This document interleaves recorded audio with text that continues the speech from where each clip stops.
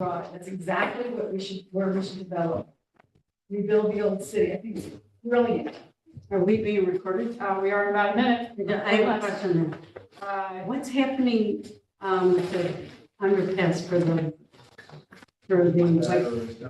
green line right behind my house behind Walgreens? What's happening with State that? removing lead paint. Inside or on All over the whole thing, inside, outside. but the metal? We are outside? live sharing, just so everyone knows. Yes, the metal, and they're removing the lead paint and they're repainting it. Mhm. And I don't know how long it's gonna take, but it will be closed until then. Oh, I didn't realize there was a guidebook. Right,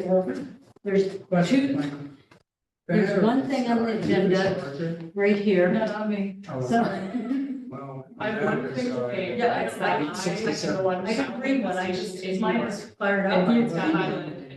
Oh. and here's one from Vermont. Yeah, no, I'm sorry, I don't have. I haven't even seen them. I have three of my properties, just this weekend, three, at my house in the middle of the city. Ah, No. well, mine has plenty of power, so. Yeah. Maybe, where they just like lying on the ground or? Oh, right now they're entering the movement phase, so they're like coming up trees and. Were they, So you'll find them pretty much. So if I have a Ilanthus, is that If you have, easier to find them on that end? yeah, so they different phases where they will congregate on this, and then phases where they spread out to different species of trees. And I don't know which phase we're in, because I don't really know to really tell if you're clustering or not. But I don't know how many Atlantis or maple, I have grape, grapes on my property, so I got one on a tarp. we're talking about lantern farms. Yep. I just found one on my daisies, and I found one in the grass, and that was just this weekend. And last Friday, I found one on the back of a construction worker at my office, and we found one on the sidewalk in front of Monkey Joe's. How big are they? They are like the size of a moth. I know my sister had a pair of jerseys in my, this big. Yeah, those. And they're crunchy if you step on them. And when they're gravid, they explode. Oh, it sounds like fun. There's one from Vermont. It's gross. The first one I killed, it was very gross. Yeah. Okay, Brittany said she is on her way. Brianna? Brianna, sorry. And that's the only person, and Vincent might come, right? Yep, and we don't have quorum if she doesn't come.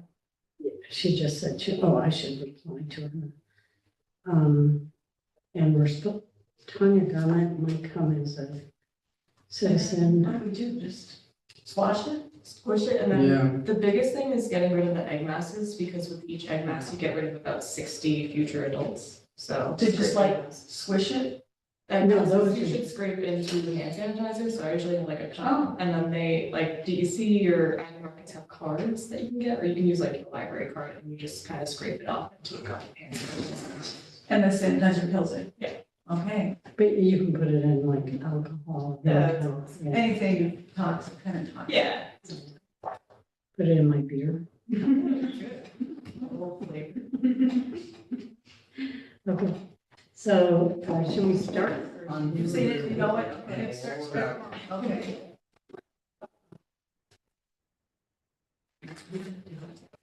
They crawl around the sidewalk in the town of town. Oh, I didn't keep this one. I mean, my sister was like declaring war on it. And in the beaches, Long Island, or everywhere. Oh, yeah. I don't. What'd you I say? don't know. Wash on the beaches. I'm not sure if they're watching up or if they come in like the green flies from, Oh, it's definitely both, yeah. from the marshes over the sand dunes when you get a north wind. They're everywhere, if there's a north wind. Less so if the wind goes in another direction. So do they endanger good plants? Oh, yeah. Depends on if you like it, Anything within depends if you like the- the syrup, wine, Grapes. grape juice. They like their sweet tooth. Yeah, that's, But they won't kill trees, they might kill grapes, and they'll kill a lot of like herbaceous stuff underneath the tree, but they won't actually kill like an ailanthus or anything like that. So it's not really a forest pest, it's more of a nuisance pest Uh-huh. and a danger to the wine industry. Yeah, I think Yeah. that's like a Yeah. danger. Wine industry. Sure. Oh, right. Yeah, I read all this. It's just coming back. So many invasive pests. I first saw them a few years ago when we first came. I think they were in Staten Island, and they blew across the Coney Island, across the harbor, and then they just went out to looking for grapes. East Hampton or Bridgehampton. They skipped over the Hamptons, they skipped over Yeah, the rest of Long looking for the Island. grapes, right. Well, no, you can find them in Jones Beach or Fire Island, they're all over. Hey, Brianna.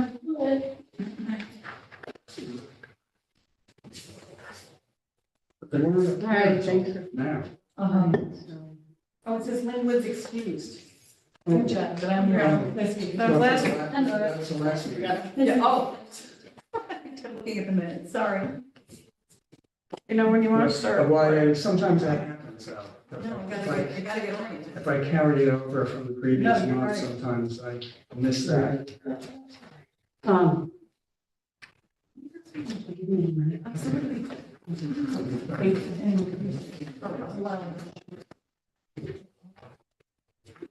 Yeah.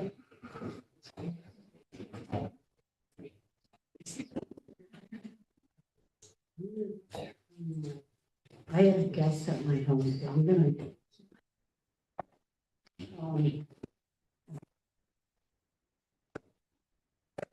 Is everyone? Okay, let's bring this meeting to order at 6:08. Okay. All right, just take attendance. Emily Hauser, Kevin, Helen is excused. Marie is excused, Brianna's here, Lynn Woods. Here. The guests, Laura, and I'm sorry, your name, last name's just one on the head. Adams. And mine is O'Brien. O'Brien. And Julie Noble's here, and Mike Tierney is not. Okay, so we're going, so Laura O'Brien and Jed Adams have applied to be members, as had Vincent Becker. And so we just want to welcome you here. I don't think anyone else saw the applications, right? So, do you want to say something, introduce yourself a little bit? Sure. Yeah, so I work for Winnicke Land Trust, which is environmental nonprofit across the river, slightly different mission than Kingston Land Trust. We are very focused on engaging the community and protecting forest land, turning it into parks and managing natural resources sustainably. So what I do is land stewardship. So anything having to do with the properties we own, whether that be building trails, dealing with pests like spotted lanternfly, luckily not yet. Emerald ash borer is a big one. Removing invasive species, coordinating volunteers to do work on the land. I do a lot of turtle monitoring, things like that. And then I also monitor all of our easements, which is, we try to calculate all the time. It's like 60-ish easements, and making sure they follow all of the, what's in the easement. So that's it in a nutshell. Yeah, so thanks for having us here. I'm really excited. I'm Laura. I also work for Winnicke Land Trust. I actually found out about this because Jen was applying and mentioned it. And working across the river, I wanted to get more involved in what's going on where I actually live as far as conservation work. So at Winnicke Land Trust, I'm like our acquisitions person. So I'm in charge of intake of new conservation easement and land acquisition projects. So working with landowners who are interested in donating or selling their land or conservation easement to us. So kind of like the real estate transaction due diligence part of it. I've been working there for about 5 months, so relatively new to the area. Before that, I was in Virginia, working for a different land trust, doing more of a advocacy land use planning role in addition to conservation. So also really interested in that component of conservation going hand in hand with smart growth as well. So excited to be here and thanks for the opportunity. Sit in. I have a really quick question. How much land does the land trust have or monitor? So we have about 3,000 acres, I think, right? 4,000, yeah, I just calculated this, so I know. We have 1,500 acres of land that we own and 2,500 that we have easements on.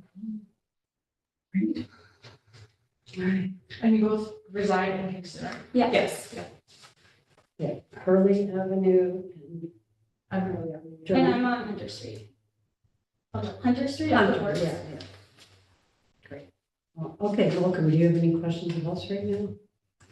Okay, and they're just observing, right? I'm serving as guests, and you can continue to engage as much as you'd like, just so you know the process. For anyone who has an application, once you come and feel out how the thing goes, you feel like it is a match, we feel like you are a match, then this board would make a recommendation to the mayor to appoint you. And it's a 2-year term, it's volunteer, we meet once a month on the second Tuesday of the month at 6 p.m. right here, year round. Usually the meetings are about 2 hours, sometimes a little bit longer.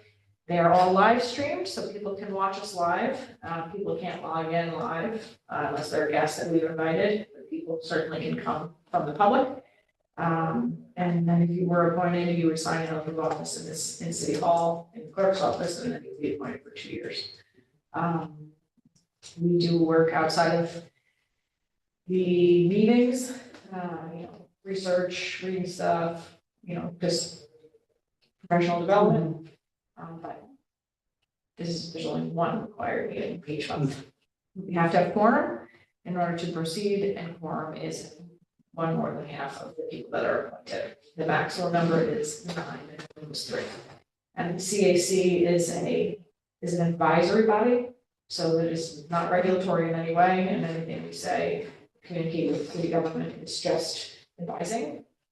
And it is established by New York State General Municipal Law, so any municipality can have a conservation advisory council. And there are 16 of them in our county. Thank you, that's really helpful. Okay. Any other questions? Okay. Okay, planning and land use, Kingston Wilderness parcel. I have a Beal and Mason Hill. Oh, what about the modifications and minutes? Oh, any modifications to the agenda? I think you already made some of the changes. I updated the agenda from the original one that I sent, and I sent out the updated Yeah, one. sorry. I think everything that I had fits into something here, so. Yeah, otherwise we'll throw it into open discussion. Okay, oh, review and approval of the meetings minutes. So I had sent some corrections yesterday. Yeah, it should be You got okay. those? Yeah, it should be. Okay. Earth shattering. No. Okay. All right, so does anyone have we have a motion to approve the September? I just had, Julie's got a couple of. I only had- things to edit. and maybe you did, they also put the word extension should be abstention. Oh. Right. Yeah, that's, We can extend some. Microsoft 365, hard to work again. Okay. Okay, yeah, And we'll the do, rest of them. we'll do. Did anyone else have any corrections? Okay. So, can I have do you want to read them or do you want to go? Do you guys want a minute to read them? Okay. How about you, Lynn? Oh, I read that one, I'm just giving up one to read again. Okay, when you're ready, we can have a motion.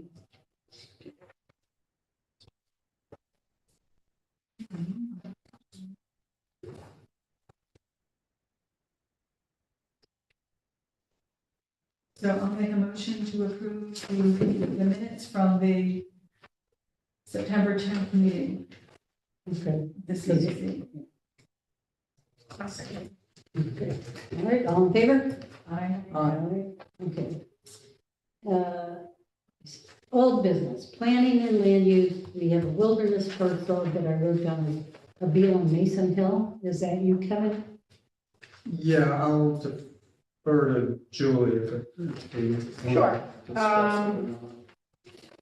I will say that not much information is available for me to state publicly.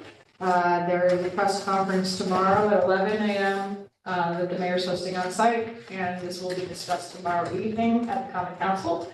But the city is looking to purchase 70 acres of open space in the area we call the Rondout Uplands. This will be the largest conservation purchase that the city has made ever. And it will go beyond satisfying the open space goals for that area. We are working with the landowner, which is Kingston Wilderness LLC, and other partners. And that's probably all I can say. Okay, well, thank you. So where is the press conference at 11? The press conference is on Rodney Street, which if you go down Wilbur Avenue, almost to the end, after you fork over, if you take a right and go back up, there's a little street there named Rodney Street. And at the end of Rodney Street, there's a house that the city owns, and it is at that house. Okay, So wait, when you go down Wilbur, it's to the left or the right? To the right. When you get to the end, and you're going. Is that the place where there's been all that controversy? Is it With LK, is that by the street? It's next to No. Costco. Yeah. Say that, no. Okay, it's not as far as the church. it's near the big cave, right? There's a huge cave. No, it's on the right, It's near one of the caves, yeah. but it's on the right, not the left. Correct, Okay, 11 o'clock, correct. so it'd be using, all right, yeah, but it's actually, the address is Mason Hill, That's or right. it's just, or is Mason Hill a hill? I don't know where I found Mason Hill. That's one of the sites. The Okay, site that was purchased by the land trust, and owned by the land trust, is called Mason Hill. okay, And there is a road up off of Chapel Street that on some maps is called Mason Hill Road. Okay. But the press conference is on Rodney Street. right, okay, great.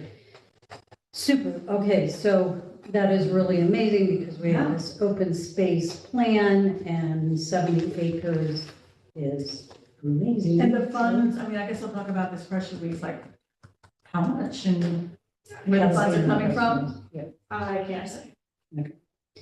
Let me see. So also just like the, taking care of 70 acres and everything, that may be an interest of, people in the city of Kingston. So will that be addressed?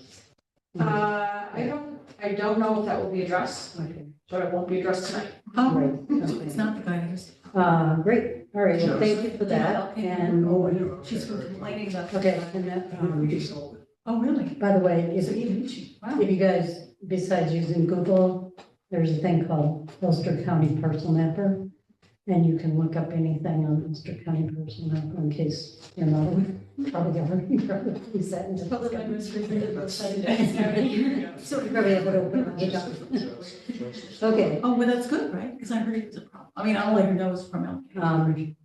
Yeah. But this is steep land, right?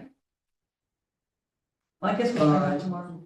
Yes, I mean, you can see. from the It's like the uplands Me. across the street. It adjoins the farm. Oh, wow, that's nice. all right. Great. So I'm gonna go on to the next Right. agenda item, wood smoke air quality subcommittee.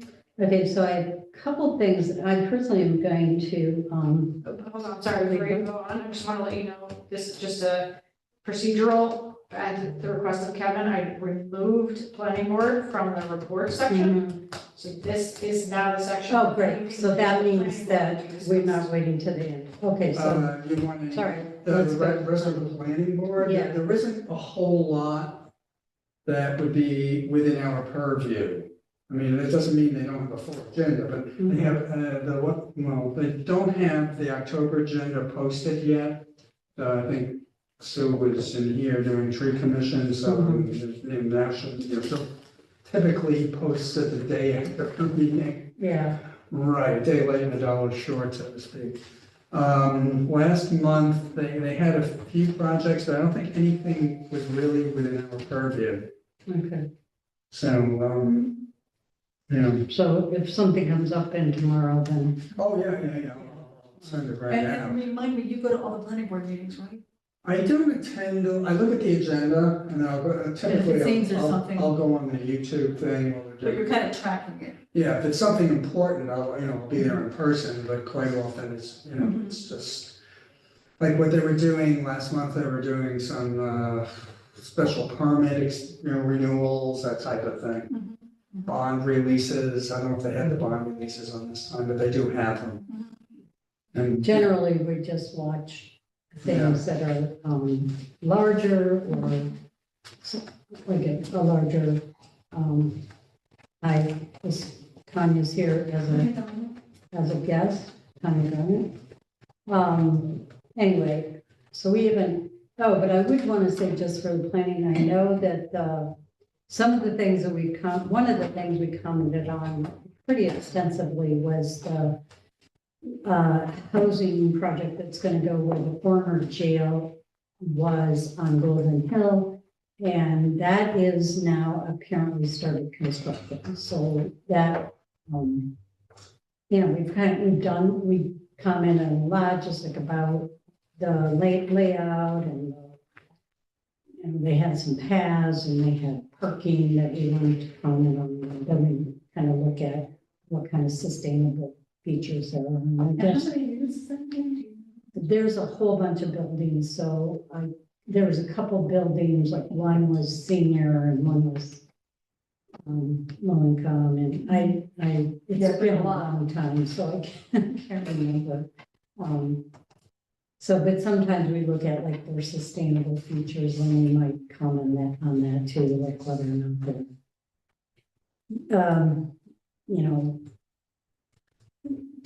everything from EV charging to kind of the materials that they use. So, okay, great. the only thing on that came up was a gate on Glen Street. I think they haven't put it in yet, and they need an extension of time. They don't want to use Glen Street for access, so the Glen Street people don't want it? Well, that's come up before, but that's. Because that is an issue in the city, like the traffic, Mhm. with all this. They were gonna put a gate, that's what the story was, and I believe it was extended. So you would get to this place from The, 32? yeah. I can't remember the name of that street, but Yeah. the same one you would go to the nursing home. Because who would oversee like traffic if we get more and more development? Like, is that the planning board that looks at that, or who looks at that? Traffic increase, because you think about it. Well, they have to do traffic studies during the secret process. Right, okay. Yeah. And that's where, they might ask for a light, or if they change, like, they might have a turning lane or something like that. Let's see where, I just saw some place where they put a turning lane. Can't remember where. Hopefully, that would be, and whether or not, I think they were gonna include a bus stop that was fairly close. Of course, the buses, UCAT comes out of there anyway, the buses, right? Right. Yeah, so the buses actually started there, so. Okay, So that was the extension they did, that's all they did on Golden Hill, and then they did do an extension on Kingston. an extension. 2 years, time. right? Don't know. In Kingstonia is, And I don't think they have a letter. at- And that is still, one There's a one thing I don't understand about that, again, I know it's not our place to talk about personal opinion here, but I don't understand why we're closing that road when you're adding all those units and all those cars, and yet closing a road that's used. Is this already Yeah. past the point of even Yeah. discussing, it's already a done deal, but I don't understand that. It is. I just don't understand Yeah. that. Taking public space and making it private, I don't understand why the city did that. It's done, yeah. It's done. I mean, that's my only objection, I just feel like, why? Yeah, no, I had commented at one of the landmarks meetings, and was told it was, this has been through secret. I mean, the traffic's gonna be a mess. Yeah, it's been through secret. I just don't understand that. Okay. That's it. Okay, so with smoke air quality subcommittee, just first of all, I think we were wondering if, the BARD group could come and give us another talk, maybe Yes. remotely. Eli was scheduled to come tonight. Okay, Eli Duker. At a last minute change of plans, he's planning on coming November. Okay, good. So there will be a presentation on our updated air quality numbers by BARD. So Okay. for the two of you, we have a collaboration with BARD called the Kingston Air Quality Initiative. We have monitoring that takes place on the top of the Andy Murphy Neighborhood Center and also in a few homes at pedestrian level. And they track our air quality data over time. And it's been like 3 or 4 years now. So they showed us trends and we can see individual spikes based on localized events and then regional and nationwide events that actually have impacts on us locally. And so this whole thing started because of concern about wood smoke, but really it's more into like, let's think about all things, including car emissions, and we passed an anti-idling policy and all these other things that go along with air quality emissions. So Eli will come next one. Okay, so there's 2 things I wanted to talk about. I wrote and Julie mailed snail mail or UPass posted to all the schools to remind them that we did have, or to let them know we have an idling policy. And that went out like a week ago, right? Mhm. And so I haven't heard anything. Julie, did you hear anything? No. Okay, so. Did you also email? Were you gonna also email? I didn't, but I'm going to, yeah. And then, and I was also thinking of doing something maybe with the pre-K and the private schools. But I haven't done it. And, okay, so then we also, and then, so we haven't heard anything, but we asked, let them know that we could put a sign up if they wanted another sign. But we haven't heard anything, but at least we thought that was one place where we kind of pinpoint some outreach. And then I did speak to a policeman at UPAC on Friday night because there was a limousine that was running its motor, and I guess I would call it a small bus. But, so I'm not sure, but I asked him about it and he was not aware of the law. So I'm wondering if we need any outreach to, That's the second time in a week that I've been told that somebody specifically spoke to a police officer who did not know about the law. so is there anything you think we can do?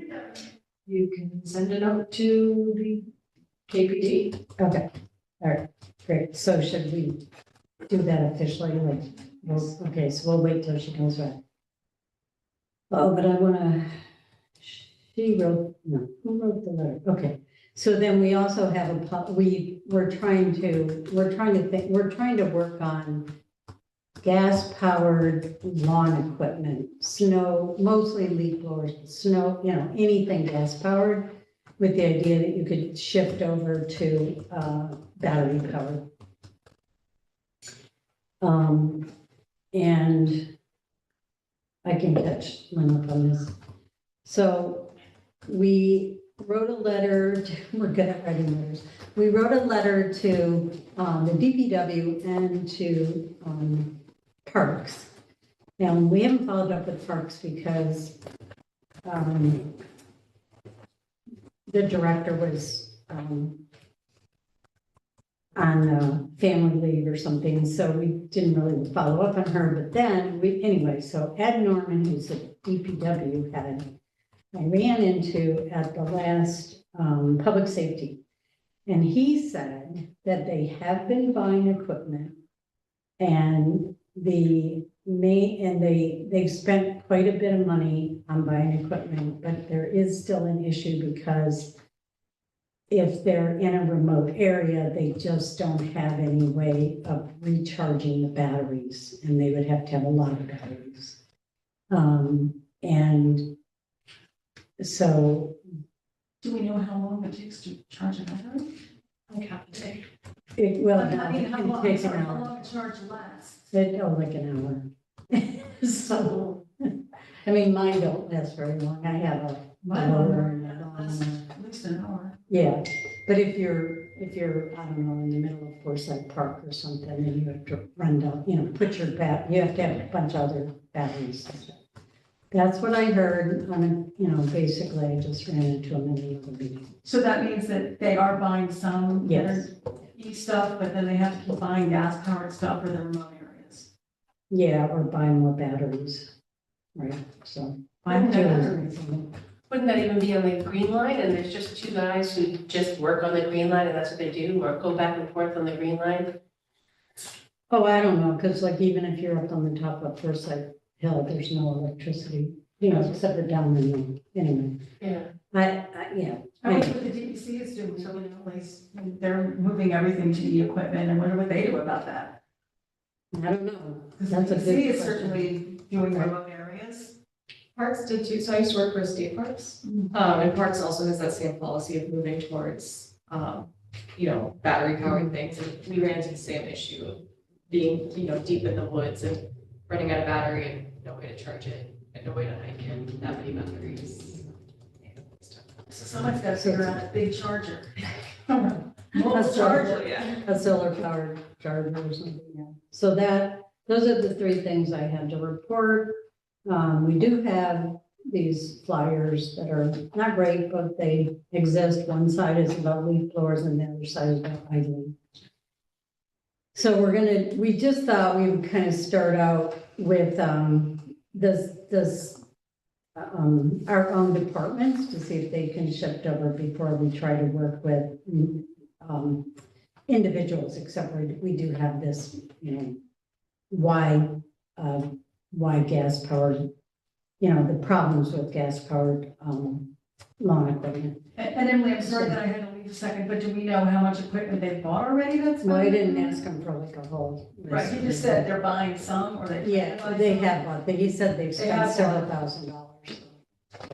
So, it's like anyway, I'm aware of them buying one thing. one thing. That doesn't mean I know about all their inventory, but I am aware of them buying one leaf blower.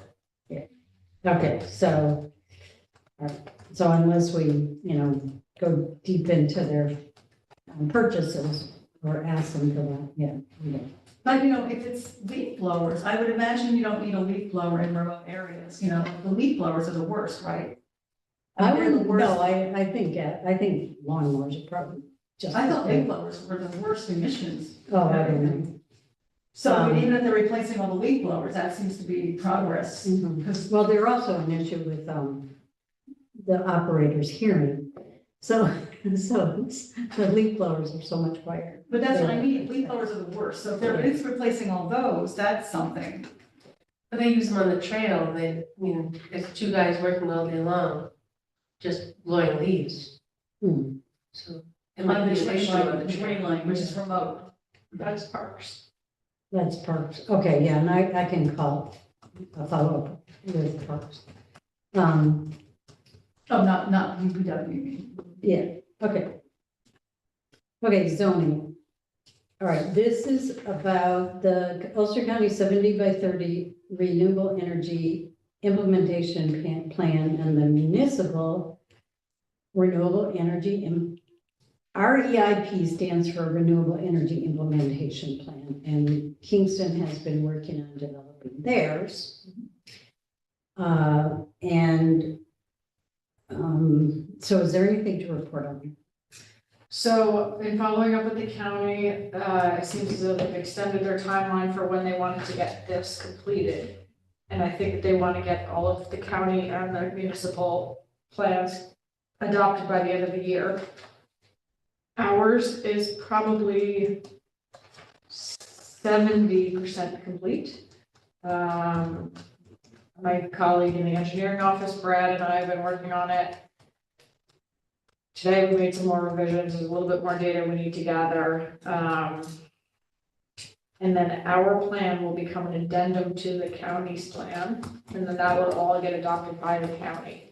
So this is basically how is each municipality going to cover 70% of their energy demand by renewables by 2030? In a municipality like ours, there's no way we're going to do enough on-site renewable generation. We have to rely on things like community solar, which we are, and in addition to local production and energy efficiency work to reduce the actual load. So all that's being put into a draft plan. I hope to have ours done by the end of October. I don't know if people here want to review it or not. I would just like to see what it looks like. Yeah, like, I'd like to see it, just read it quickly, yeah. Okay, all right, so I'll circulate it hopefully before the next meeting. Because, one thing that would help is like, I got heat pumps because there are state incentives to do it, but if there were also county incentives, if there was money, like in tax. Well, no, write-offs, yeah, county but the would- thing that would is help a lot. that we're trying to generate, if everyone, Cutting back the amount of electricity we use. Right. right, And which, that could come out of this. So, Yeah. part of the goal here, theory, is that the county will see all this and say, oh, this is how we're gonna get to this reduction. And ideally, money would follow. Which would be fantastic. Incentives would ideally follow in some way. So, potentially, yeah. potentially. Okay, so then the other half of this is that, and Julie's gonna have to remind me of this, but there was a review of our form-based code, I think, as it relates to renewable energies by an outside agency. And they found that there was a gap in that, and that's where I can't explain more. Maybe Julie, you can explain it, that there was a gap. There's a gap in addressing commercial scale solar. It addresses residential scale, but doesn't address commercial. And so I would say how we address the zoning part is part of the remaining 30%. What still needs to be done. So one of the things that the last time I said I would look into the form-based code working group that is reviewing the form-based code, a year into it, and Tanya is on it.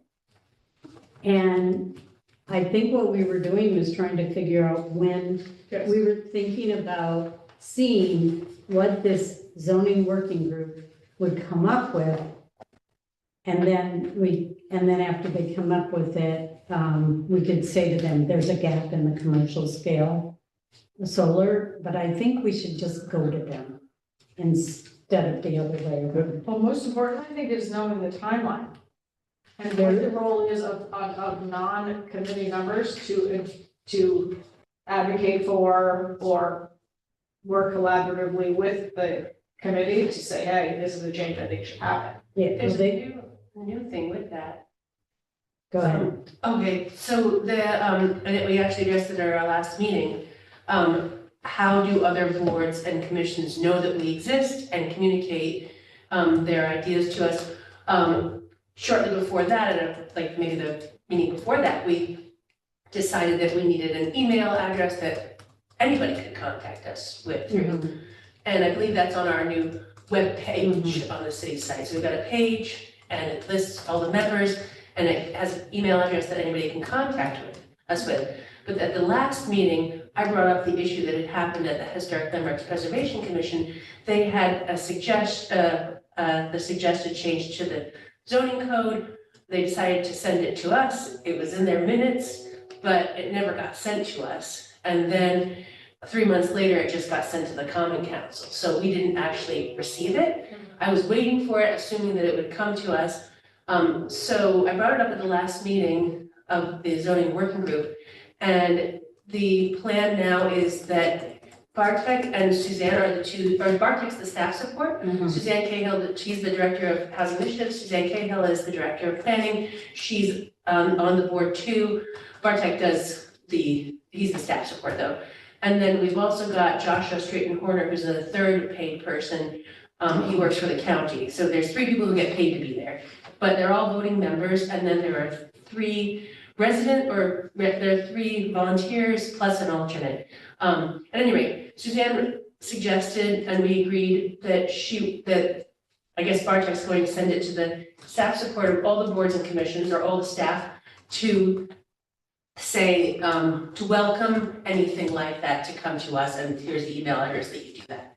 So you send it to us, and then we'll review it if you want us to. So you're talking about the zoning board of appeals? No. No, No, what are you talking about? Okay, so let me just say, okay, so we passed the city passed a form-based Right, I code, know about that. and then like over a year, the timeline, I'm just gonna say, about a year ago, they decided they would start, maybe it was last spring, but, everyone was appointed in March 2024. So that basically says, so it's very new. Everyone was Okay, appointed to what? for this zoning working group, and here's their website, you can bring it up.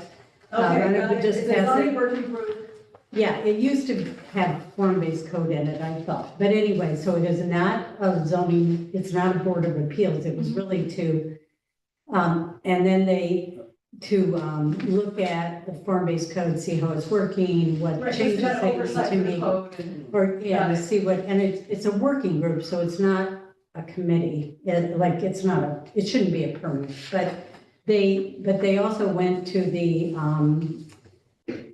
council to get some advice about how they should run, how they should do things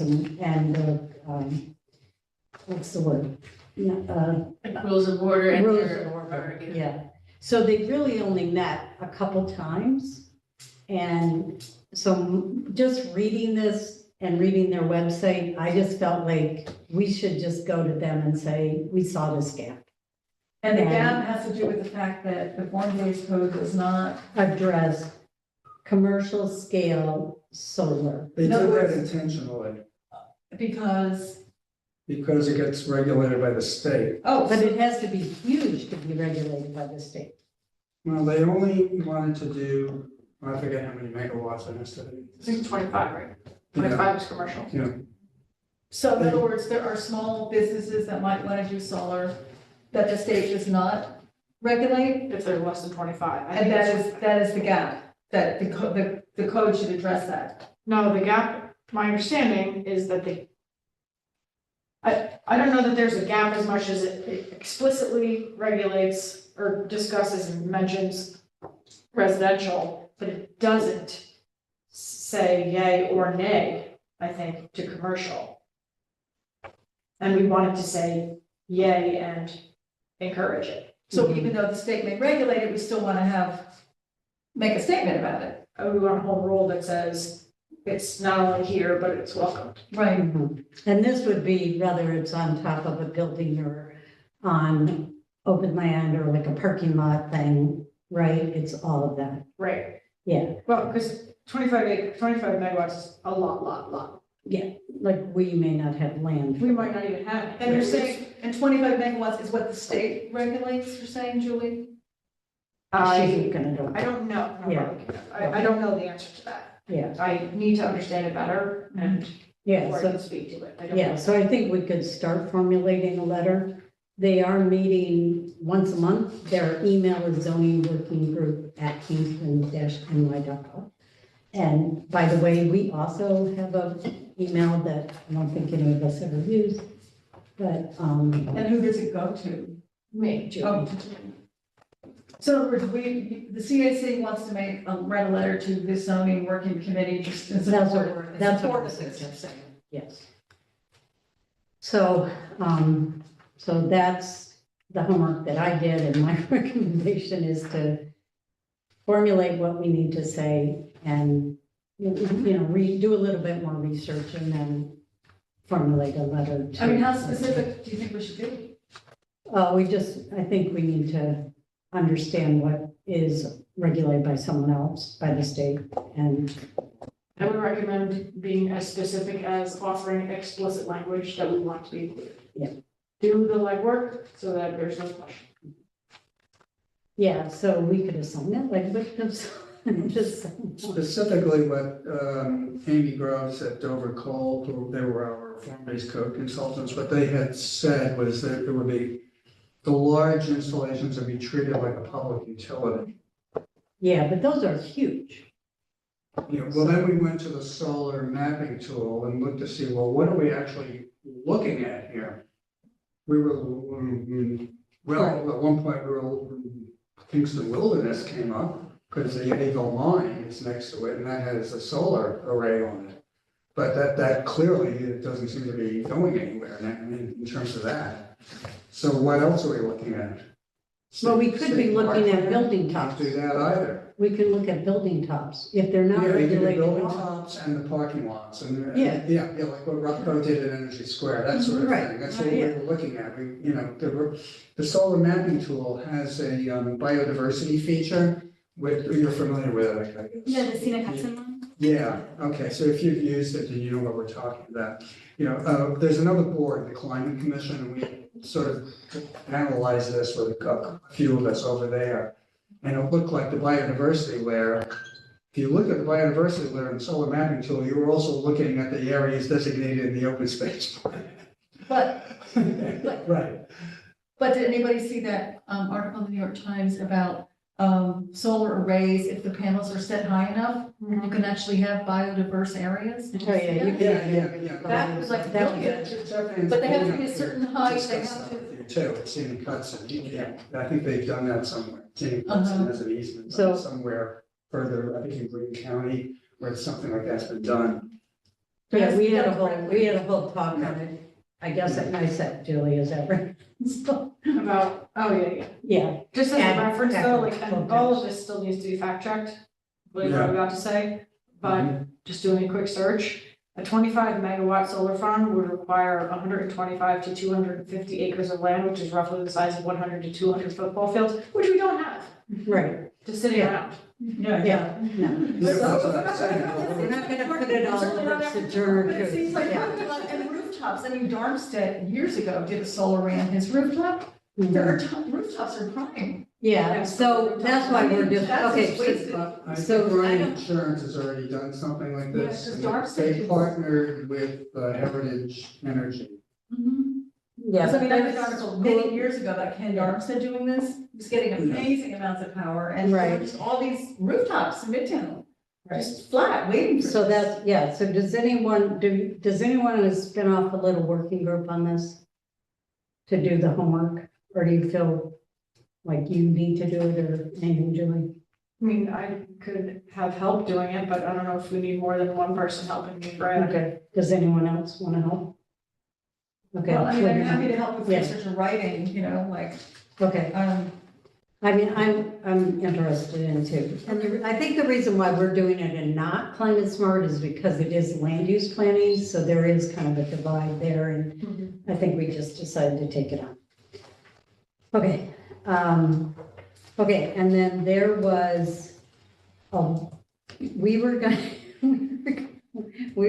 have me write a letter and vote on it, but I can't remember what it was already. I'm so sorry. I've been up for a long time today. And then I think Lynn went out of the room. sorry. That's it. What? Oh, a letter to the police to remind them that we actually have a law. You mean idling? Yeah, an idling law. letter. Well, can't we like regenerate the letter that we already wrote? Like just change a few words? Yeah, but I just need permission to send it, or I can bring it back next time. Because the police cars. I know, because the police don't Oh, know they're that supposed to they should be monitor. informing. Right, I wonder if anyone's ever gotten a ticket for this. I've been told that they have. Yeah. So, all right, so can I have a motion for that? Otherwise, I'll just bring a letter and we can vote on it in November. Do you want me to? Well, do you want to just do this as an action item? Yeah. Done. All right, Action item, you don't need a motion? Is that what action item means? Yeah, it's a minor thing, you know. Yeah. Okay.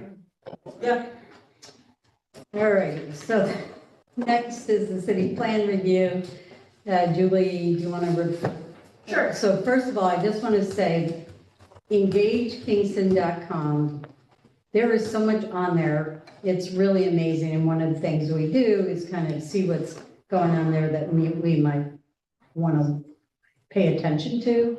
And so right now, these are the 4. Okay, and also I just know that Engage Kingston has recently had an update. So several of the things that were outdated are now not anymore, so should all be up to date now. Kingston Organics, which is our food scraps drop-off program citywide. I've had an intern for the last 6 months who is now going to continue on doing their graduate thesis on Kingston Organics. Work to help button up the registrations and the process of what we've gone through for the last 12, 15 months. So what I've been reporting up till now is the information that we have up till now for how many families and how many people. In doing all that, the process that we've done from the beginning, which is a process that I developed and I thought was a way for us to have accountability for who was participating, was you register and Engage Kingston. I create a packet for you. You have to come to my office and get the packet. It has your code in it. You then participate. And I've now checked the box that says you've been educated because there's the education in it and that you've committed to doing this. I designed that plan so that people would have an educational tool at hand and they would have one step that would actually make them on the hook for doing this as opposed to me just having random people, everyone just participating. In doing that, we discovered that after 15 months, out of the 500 plus families that registered, at least 70 never came to pick up their packet, which means, in my mind, 70 families weren't participating. It could have been the case that people figured out the code, I made too many packets, whatever it is. Either way, because I don't track who's dropping stuff off. I have no idea. It could be one person dropping off 0.75 tons of food, or it could be who knows how many. So that being said, I've had my intern over the past 6 months calling everyone who didn't pick up the packet, emailing them, going to their homes, giving them the stuff, and clean that up. And if they ghosted us and we heard nothing, they got unenrolled, so opted out. So ultimately, it is now cleaned up. We also now shifted from a paper packet. It's very sad for me. It took me a really long time to develop this amazingly beautiful packet. We're now doing it digitally, which is fine for saving paper. So now when you register, you get the digital packet. But anyway, while as last time I probably reported that there were over 500 families and over 1,200 or 1,100 people participating, the accurate numbers are now 462 families, 957 people, which is still a lot. Mm-hmm. And regardless of all of that, our numbers are still staying steady for the collection, and so we have just surpassed 41 tons of food scraps being diverted. And I am constantly communicating with other municipalities about it, including yesterday I did an interview with Thrive On, which is a local group that wants to know more about how we're doing it. And we're still in the development of phase 2. We've designed a survey that we're going to be issuing citywide through a mailer that also promotes phase 1, which is drop off, and a survey which will help to inform what phase 2 looks like. And the first step of that is me ordering an electric packer. And I'm navigating that process right now because I have to buy a new garbage truck in order to move to phase 2, and the garbage truck takes like 1.5 years for us to get. And if we're getting an electric garbage truck, it's going to be harder. But that's what we're working on. Because there will be more capacity. Or no, you just want to get an electric garbage truck, or there's going to be more stuff. It's going to be curbside, and so they have to go. It will be around the whole curbside, city. yeah. Got it. Right now they deliver. Right now, They bring stuff to the place, but you're gonna deliver. yes. If I'm going to be adding a truck to the road, I can't justify adding a diesel truck to the road. Right. I can justify adding an electric truck to the road. And assuming all of our city accounts are being paid for with renewable energy, which we pay for renewable energy for all of our city accounts, there's more justification for that for me to add another truck on the road. But there's still a lot of things we need to figure out, so it's not likely we're going to even see curbside collection until the beginning of 26. Mhm. And did you decide a packer truck was the way to go? We haven't even decided yet. And the What's a reality is Packer truck. a packer is a garbage truck.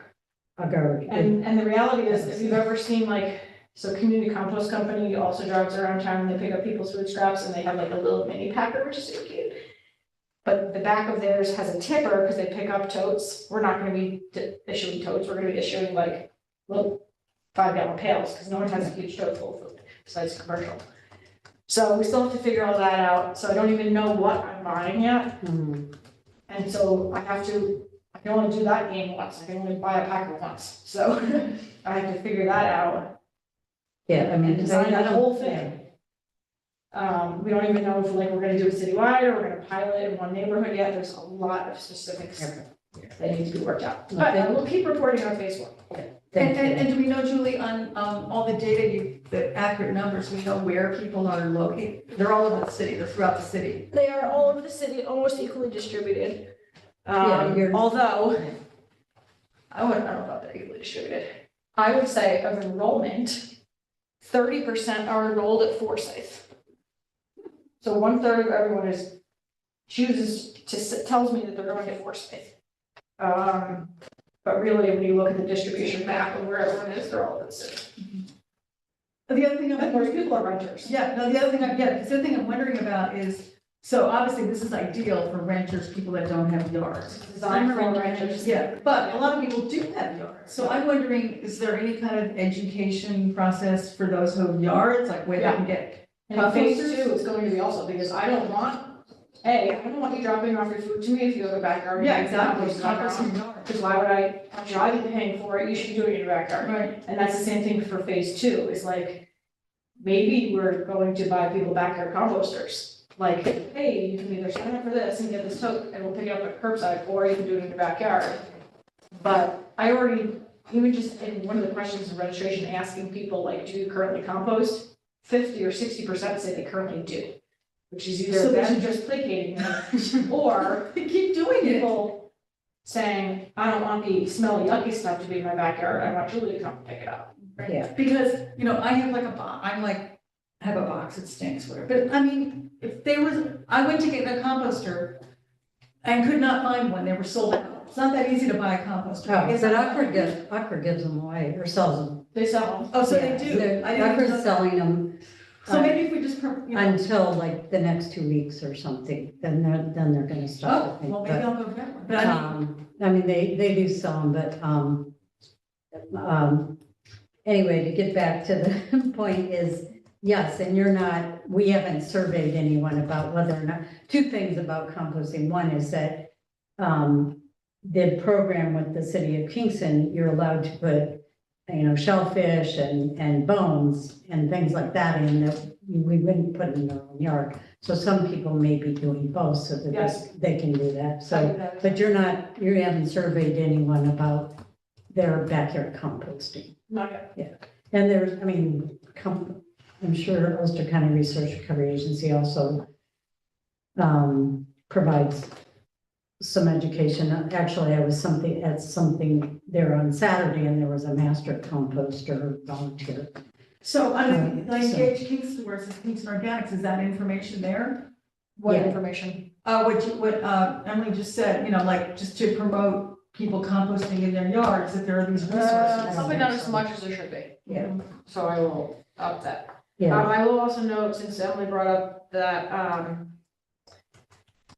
the county, I did just get, and I can't seem to log in or connect to my documents right now, but the county just issued their large food scraps generators list for next year. So the county has a law that any food scrap generator producing 0.5 tons or more food scraps per week that is commercial and whomever, and is located within 25 miles of a compost collection facility must divert their food scraps.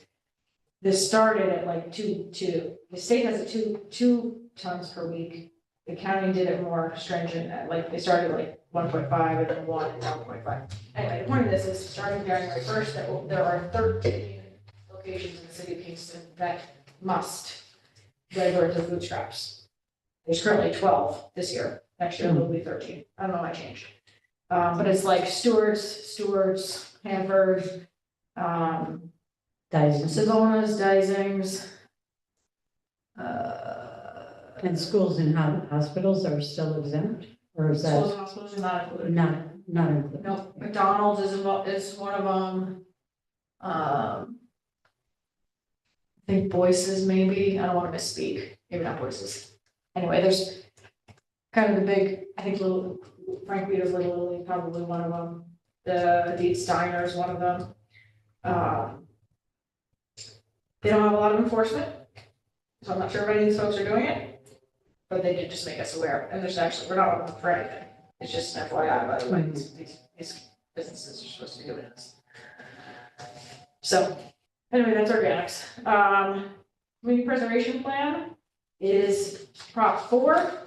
It's gonna be on the ballot in nowish, whenever the ballots are going out. October 26th. There are 4 propositions on the ballot. Community preservation plan is number 4. I can't advocate for how you vote, but I recommend that you vote. Yeah, and I, Turn over the ballot. And if the fund is established, things like whatever might happen tomorrow can be funded. Right. We should also get the lawn signs, right? We should get all the stuff. yeah. There are lawn signs. The lawn signs are available. There's mailing going out. Well, the mailing will go out, so it arrives before the 26th, and,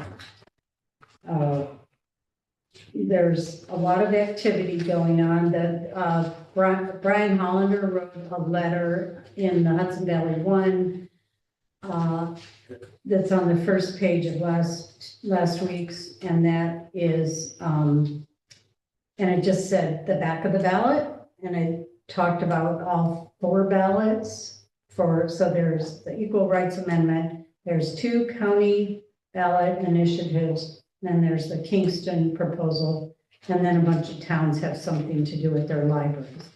So the 4 for Kingston are the ones I just said. And the Engage Kingston does have a really nice little educational thing about how to, that it is on the ballot. So you can look there, and, but there is effort going on. And, To the website. yeah, there's a And website. I So just the put the press website, release that's going out. We Yeah. did the flyer, so there's Yeah. a whole committee working on this, right? There's a and whole. yes, and Jen and Laura are on that committee. And if anyone else wants to get involved, you can talk to me, or you can talk to, the email is info@preservekingston.vote, yes, .vote. And, yes, and there's your signs. So I just wanted to say that I thought I printed out the one that was on Engage Kingston, because I thought it was really nice. And, And you wrote a letter. no, I didn't. You said a letter that we're all supposed to send out. Oh, there's any activity that any of you want to do to let your neighbors, friends, coworkers, please, let everyone know that this is on the ballot, because it's really important. And Lynn did do a lot of research about what other communities are doing, and it is really amazing. Jen and Laura have really good experience on what they've done, but like Marble Town did, already bought 90 acres. And it's gonna be a park. And Warwick and Red Hook. So I wrote a press release that we just got a quote from Michael. As a private individual. So, yeah, so the Land Trust is working on this. They have the campaign. We've been working with them. I wrote a press release that's more longer than a normal press release because it says a lot of points. So I've just got a quote from Michael. It'll be sent out early next week. I would send, at the latest. And it talks about the value. It has a quote from Michael about the value to Kingston. We talk about what Red Hook and Marbletown and Warwick done, which is amazing. They said even people that pay it go, oh, now I see why I have to pay for this. It's totally increased the quality of life. It helps businesses. They save this is the press release, 4,000 acres. I think it is in Red Hook and 6,000 in Warwick. I mean, they've had it since 2007, and they've raised millions of dollars, but, and Marblehead had just started, so they only have $300,000. But a big point about this, which I'm sure you are aware of, Julie, is that you can leverage other money. Because all this money has been leveraged to get other money. So in Marblehead, they got a $500,000 grant from state parks, which they would not have gotten if they didn't have the CPF fund. And then I think it was Warwick or Red Hook, one of them said they've leveraged it 3 to 1. So in other words, they have raised 3 times the amount of money. They put into it and, it just sounds like this thing should pass. I mean, the thing is, it's different for Kingston. The reason I talked to Marblehead is because, well, both of those, I keep saying Marblehead. Marbletown is that a lot of that is farmland protection. That's why I wanted a quote from Michael, because it's not so much farmland here. It's more like our wooded areas and parks. And so I did talk about the preservation plan, that it calls for, the main areas are the rundown uplands and the area near the Hudson, but also there's a park. A park is proposed for Midtown Kingston, and a few other things that I picked up on. It calls for protecting the Sopus Creek, more waterfront access. Yeah. So anyway, the more I learned about it, the more like this, it should pass. Yeah, So, she did a really lot of good research about what other towns have done, which is good because it was really hard to find by just like, they called me right back. yeah. I'm like, do I have to do all these calls? And they called me right back. It was the easiest thing I ever did. Right away, I got a call back from both supervisors. They were so thrilled to talk about it. So it wasn't much yeah, work so- at all. And this is what this is on the Engage Kingston website, and it's what the ballot says, so it is on Engage Kingston, the wording of the ballot is on Engage Kingston. And also because I had to write this, I did look at the whole comprehensive plan that was, on the Engage Kingston. I mean, what an amazing job. The preservation plan. Yeah. I mean, I realized totally the city has laid the foundation for this. Yeah, that's. So I made that point in the press release. It's not just, we get money and how we're gonna spend it. It's like, no, there already has been a lot of studies done, a lot of planning done about this.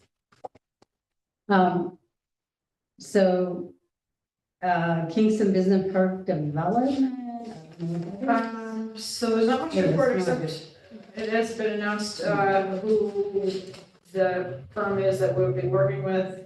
Pro Happle with MVRBD and Assemblage, I think you pronounce it. Gosh. They're very reputable firms that will be evaluating the 107 acres that is the business park area right now, to see if it's feasible to do any kind of development there, and if so, what kind of development will happen up there. So we'll watch that process unfold.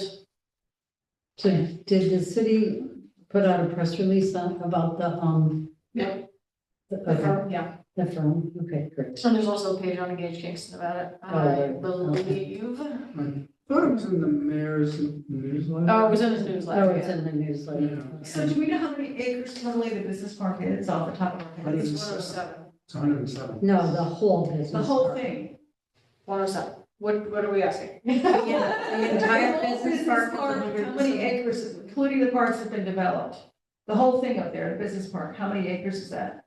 Do we know? I think it was 107. And so, Oh, even where the buildings already are? so what they would develop, would be- Oh, how many okay. acres are they looking to develop then? 107. Okay, well, that's already Wait, been what developed. about Huck and all those other places? Those would remain in business and exist, but whatever they're developing has to incorporate those spaces. Okay, thank you. So some of the land's already been cleared. There's obviously places that they could put more facilities, right? Right. But there's also a lot of forest around there, Correct. including a lot of white oaks and I walked that whole area. So are they gonna do an assessment of the natural areas? Yes, and connectivity and flow, and if we were to put people up there, how would they get there? Does it make sense to bring people up there? Would they get there, like, So. would it be businesses? Would it be residential? Would it be multi-use? Would it be? Because, I mean, a lot of that Housing. forest land is really amazing. I mean, Yeah, they have like wood thrushes, which are under threat. I mean, I know about the birds up there. So Jen and Laura, in case you don't know, the business park is like if you go down Delaware towards the beach, are you aware of where it is? Okay, and there's a big road that goes like that, and then there's a big parking lot up there. So there's really no reason to go up there unless And it's, yeah, it's a very unless you're bizarre, like teaching your kid how to I drive. remember Steve Finkel, I remember Steve Finkel telling me years ago, it's the most expensive road they ever built. I mean, it seems like a ridiculous place to put a business park, but it's already there. Okay, going on, Midtown Thriving, I wanted to just bring the Midtown Thriving up because, well, we're in Midtown and it really is. The Midtown is getting a Brownfields Opportunity Area Grant for about $250,000. And the idea is to look at the Midtown area and look at vacant and abandoned properties to see how they could redo them. So it's really more about development than, open space or natural areas. But they have a really big part of the whole process is there's really good community engagement with Patterns for Progress. And anyway, there is a new survey that's is gonna close November 3rd, so you can go in and, okay, first of all, so there's an open tilde at Tilda's on October 29th in the afternoon, and then there's a survey right now until November 3rd, and then there's another meeting where the results will come out on December 5th. So anyway, any of that, if you're interested in the Midtown Thriving, it would be taking some of the, trying to think of one building that, they've just been sitting there empty for quite a long time. Like, I don't know if this was on it, but over by, it's right off Foxhall, and it's by the laundromat, and it's a little brick building that used to be a bar, and it's been like closed for like. Or Pembroke. Oh, Yeah, I don't know the name of the street, but Yeah, Pembroke and, no, I don't think it's Tenbrook, it's before the railroad track. yeah, when you're at Foxhall at the light by the Wig place. I mean, at the stop sign by the Wig place and the large mound is right there. Where the Take your right, laundromat's in and it's the, on your left. yeah, That's Pembroke and oh, that's Tenbrook. whatever that other street is. Yeah. but I thought this was specifically about brownfields, how the developer could leverage money connected with cleaning up a brownfield in conjunction. Well, with some of them are brownfields. Because that's but what not the all of meeting them. was, because I went to the meeting, Yeah. and, it was interesting what happened, what people said. So much concern about it was interesting. Yeah. So much about gentrification, and some people said, why do we even want this help, because we don't want. Yeah, gentrification is always a problem, yeah. Anyway, I just thought we should be following that. There's a bunch of stuff on Engage Kingston, so if any of you want to bring something up, let us know and put it on the agenda. So what's BOA? BOA is, Brownfields Brownfield opportunity. Opportunity. so I guess the developer has to apply for that money, right? They would get, The city would, it would be a developer coming. the in. developer would get, tax Credits, credits, yeah. So, but the city has no role, right? It's just kind of like letting people, the state letting people know there's this brownfield opportunity program available. Economic development. mhm. One thing to note about brownfield areas is that the plan itself includes the secret review. Some people Right, don't know that, and they think it's gonna go through secret afterwards, and they get a rude awakening. It is done. yeah, you can pass that down. So, yeah, so, Just keep yeah, that but in that, mind. and that's kind of part of kind of making. That happened in Move Rondell. through, So making wait, you it mean so that the good. secret process is already, It's part of, It's it's built into it. Yeah, so that it's much more shovel ready. Yeah, when we were doing the brownfield opportunity area about 8-9 years ago in Rondell, yeah, we went through the whole thing and, then so isn't that a good thing? Because the review's already been done. it wasn't, I think it was made clear at that point. Uh-huh. Because I remember people asking, so when's the secret review gonna happen? It's like you missed the boat, it's sailed. But I mean, from a developer's perspective, it's good because it's shovel ready. And it may be from the state's perspective too. Uh-huh. Yeah, I mean, I guess that's part of the It's point, just- like. yeah, it's to expedite Right. the redevelopment of the brownfield. Right, That's what and they it did is. identify a brownfield at the meeting, but I remember people asking what Yeah. other ones were, and they didn't have any comprehensive idea of how many there were. I think they gave an example of one. King's Court. Right, that's what it was. Right, the field court one. Okay, so anyway, those are not, they're the, kind of the opposite of open space, but, you know, some of it could be developed into something that is. I mean, I think it makes total sense, you know, like, Yeah. those are the kinds of things that should be developed. Right. Um, Infill development, which should be Yeah. supporting. Right. That's a good point, yep. Okay, so we've been having this, we have been having, the pollinator gardens on the, agenda for a while, because I think that, I know that there are people that are really interested in it. We've also gotten, email, or I know Julie got at least one email about persons interested in the city, and we just haven't really taken any action except for Lynn did some really good research. Well, I went to a meeting. Yeah, and so, and also there is some money, I think it's too Yeah, late for that's the us. point, when I emailed everybody after I went to this meeting. This is you guys can look at this, Pollinate, this is, I guess, this is the group that held the meeting, Pollinate Mhm. Hudson Valley, and one thing, just quickly, I'll just tell people because you don't know.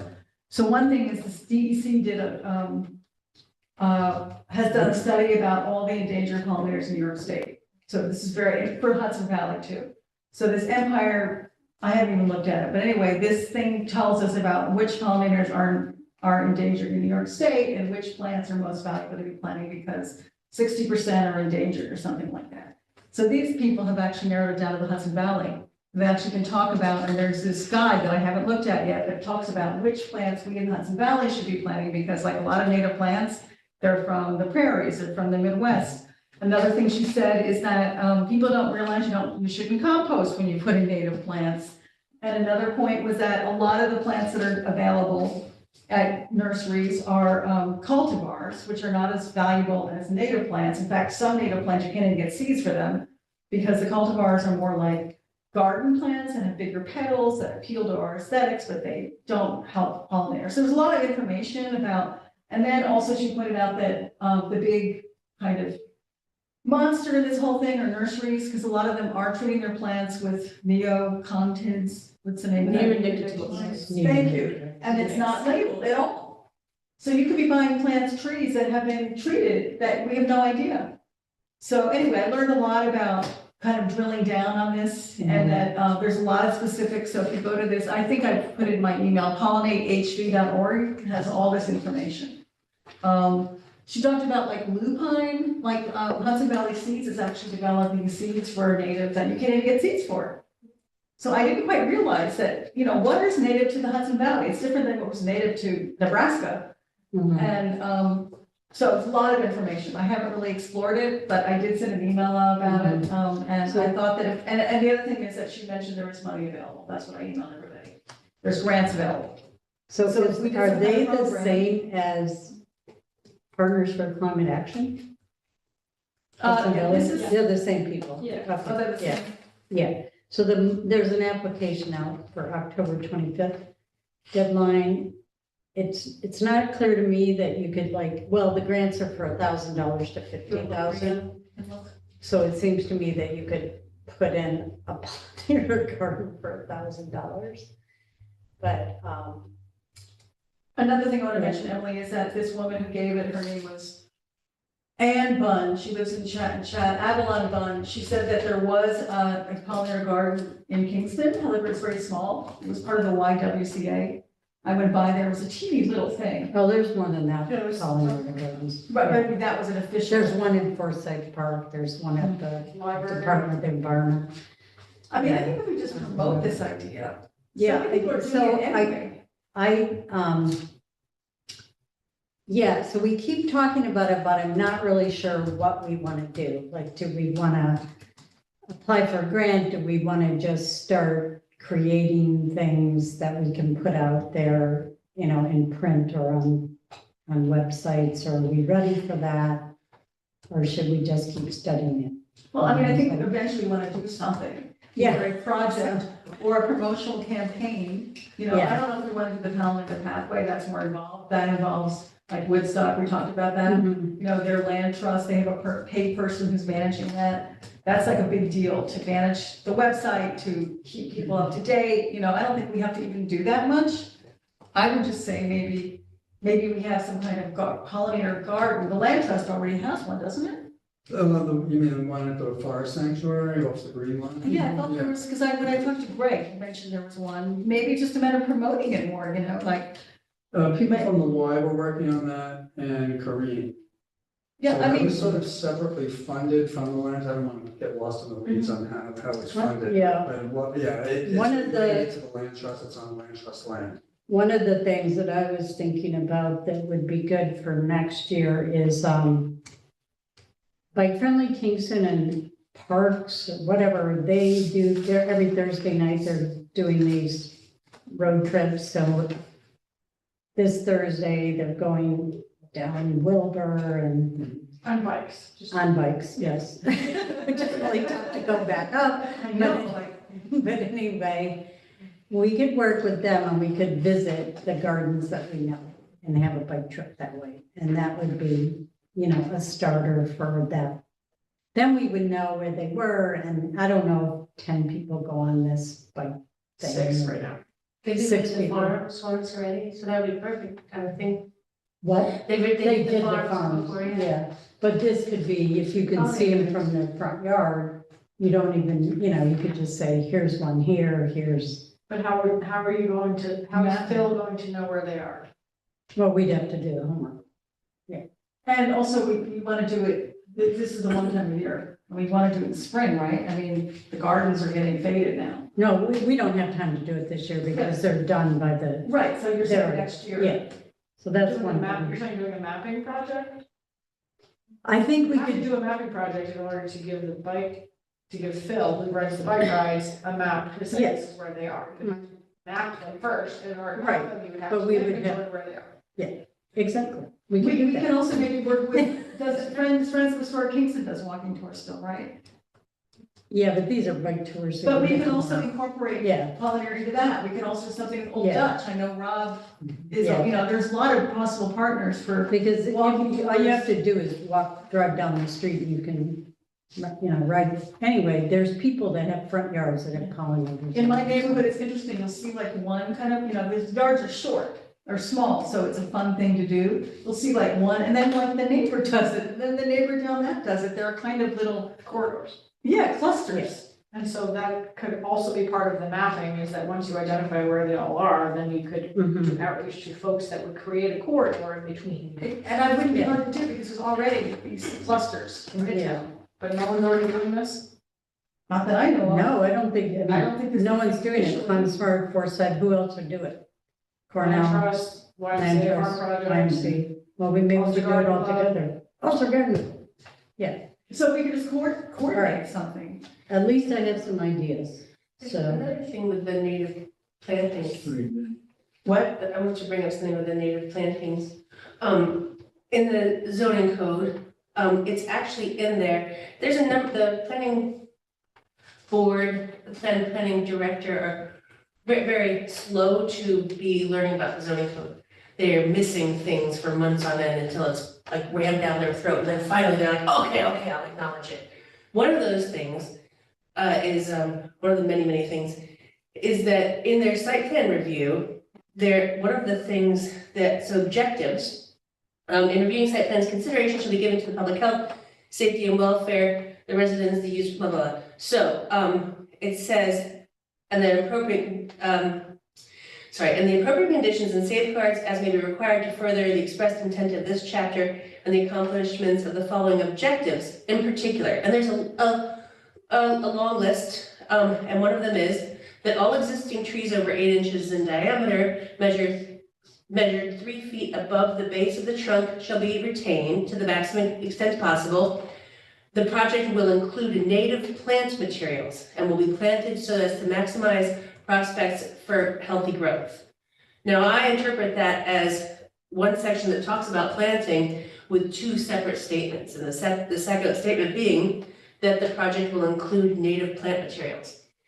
Never has been mentioned yet there. They're not yet acknowledged it, so it might be. Tanya, who's they? planning, Board. So they review the project, so they review site plans.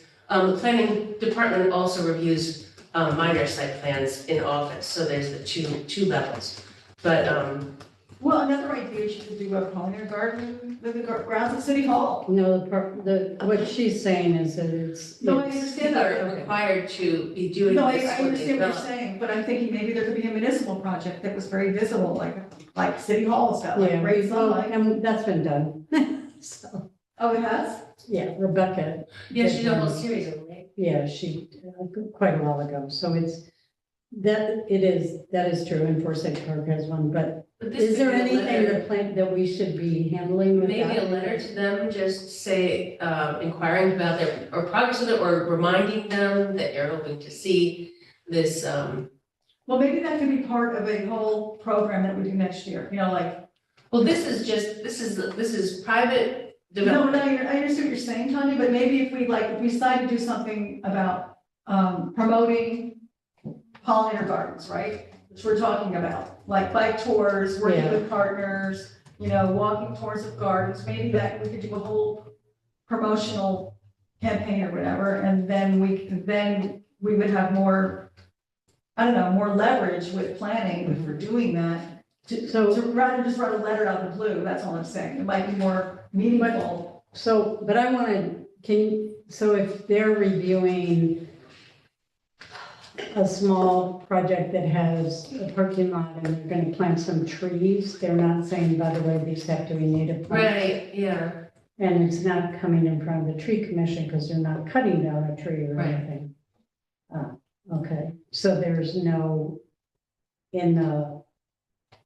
is there a definition of native? no. So, yeah, But with trees, it's pretty The obvious. tree, the statement is very specific with the diameter, and you don't take down the ones that have already grown that tall. But, that the project shall include native plantings is, right. It yeah. says shall, What? it says shall. not must. The project will include native plant materials and will be planted as so to maximize prospects for healthy growth. So Which just means they're in the sun or but, okay, and You're not then, putting it in a planter. And you're touching it. so what are like the major projects? Is that like the? it is a housing major project? project, that's what I mean. But I mean, like at Golden Hill, for example, the housing project where the jail is. So that was before the zoning code. That was a good example. But that's- I would say that, like, one of the examples is the, Lucky Lady. I was thinking about the same one. Right. They never mentioned it. In fact, there was actually supposed to be certain amount of plantings in the parking requirements, like the site of plantings in general, that just never got discussed.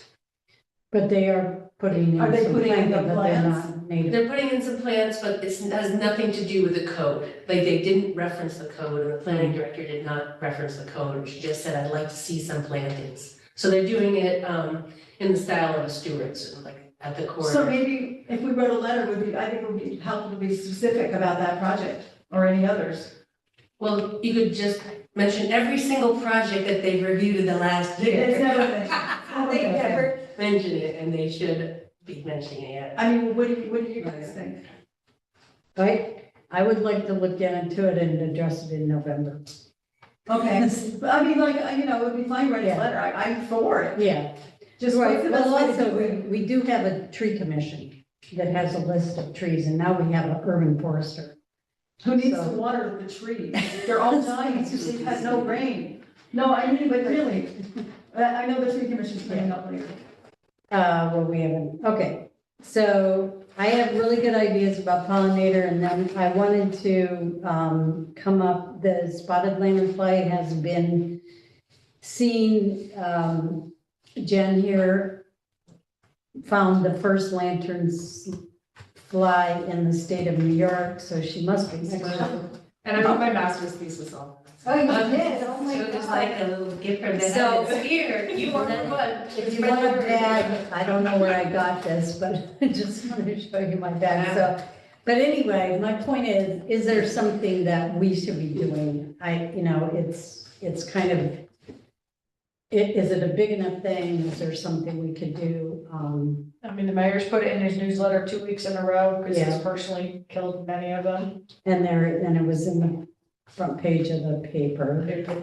Sorry, what are we recommending people do in like squash ups? Okay, is there anything about, checking your vehicle when you leave the city? Yeah. Or, Yeah. checking your like yard stuff for egg masses? I think there was something about egg masses. Because squishing is good and it makes people feel good, but like, it's what my whole master's thesis was about, but it's not the most effective way of dealing with it. And really having people check their stuff and scrape egg masses is much more. Right, because I have this one from Vermont and they do say all that. But now I can't remember where. I think the press that went out also did say that. That's good.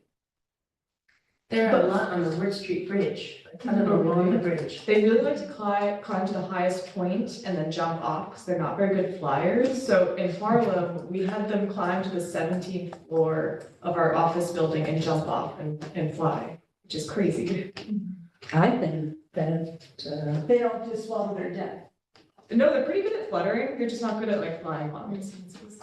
They sound like they could be a cartoon mascot, this thing. Do you know why they're attracted to the beaches in Long Island? I don't know. I mean, maybe it's the salts. A lot of bugs really like salts and like the sand and everything. So you'll find like butterflies on Oh, the yeah, trees. yeah. Or on the dung. Yeah, and so they get a lot of sugars from the trees. So I wonder if maybe it's just trying to balance. their- They seem to be, because I was out there over the summer, they seem to be dying on the beach. Yeah, well, it's not. Wait to go back to the beach. Yeah, the other thing is they have It's trouble. well, yeah. They have trouble traveling from the ground, like a different area. They really need to climb. And Yeah. But will the cold, hopefully it'll get cold soon, was that gonna kill them off? That will kill all of the adults, but the egg masses will Right. do just fine. Oh, no. so maybe, Julie, maybe we could research if there's existing flyers that we could just order from like USDA or Aggie Markets has a lot of good flyers. like agri markets, right? Yeah. So what if we find them and then start distributing? Is anyone interested in doing that? And you should write on the flyer, roll this flyer up and use it as a whacker. Swagger. Is there a connection with there's a lot of ailanthus trees this year, is there a connection, do they support the ailanthus trees somehow? No. No, so that's their main host tree, but it's not, they can survive okay without ailanthus. They do better, they have better fitness with ailanthus present in their diet. But they will cluster on ailanthus. It's like the weed of the year this year. So the latest article, From China, right, and they're from China? Yeah, exactly. So in It's their their native- range, it's it's their their plant. native host This tree. is Right, and it's a plant that we hate. Or we want It is. something. It is. I mean, I'm glad that that's the plant that you like. Maybe Unfortunately, they don't kill we it can though, that's the just- downside to it. Oh. so the latest press that went out included signs of infestation and how you can help, including squash the bug, inspect outdoor items such as firewood, vehicles, and furniture for egg masses. If you go to other states that have it, check all equipment and gear before leaving, scrape off egg masses, destroy them by putting into a bucket of hot soapy water or baggie or a jar of hand sanitizer. That's great. Okay, great. And Ag Markets has a lot of stuff on it, just like you just said. So at least we could have them where people can pick them up. Okay. So Brianna's gonna look into that. Okay, great. Anything else on native plants, pollinators, or spotted lanternfly? Okay, action on wetland preservation. Okay, that's my action item. So what I learned, somewhere anyway, so I knew that there was a new that there was a freshwater wetland act that modified some of the law, Article 24, and it's amending Article 24. What I didn't realize was that, and there was a lot of literature on it or there were some webinars and stuff over the summer.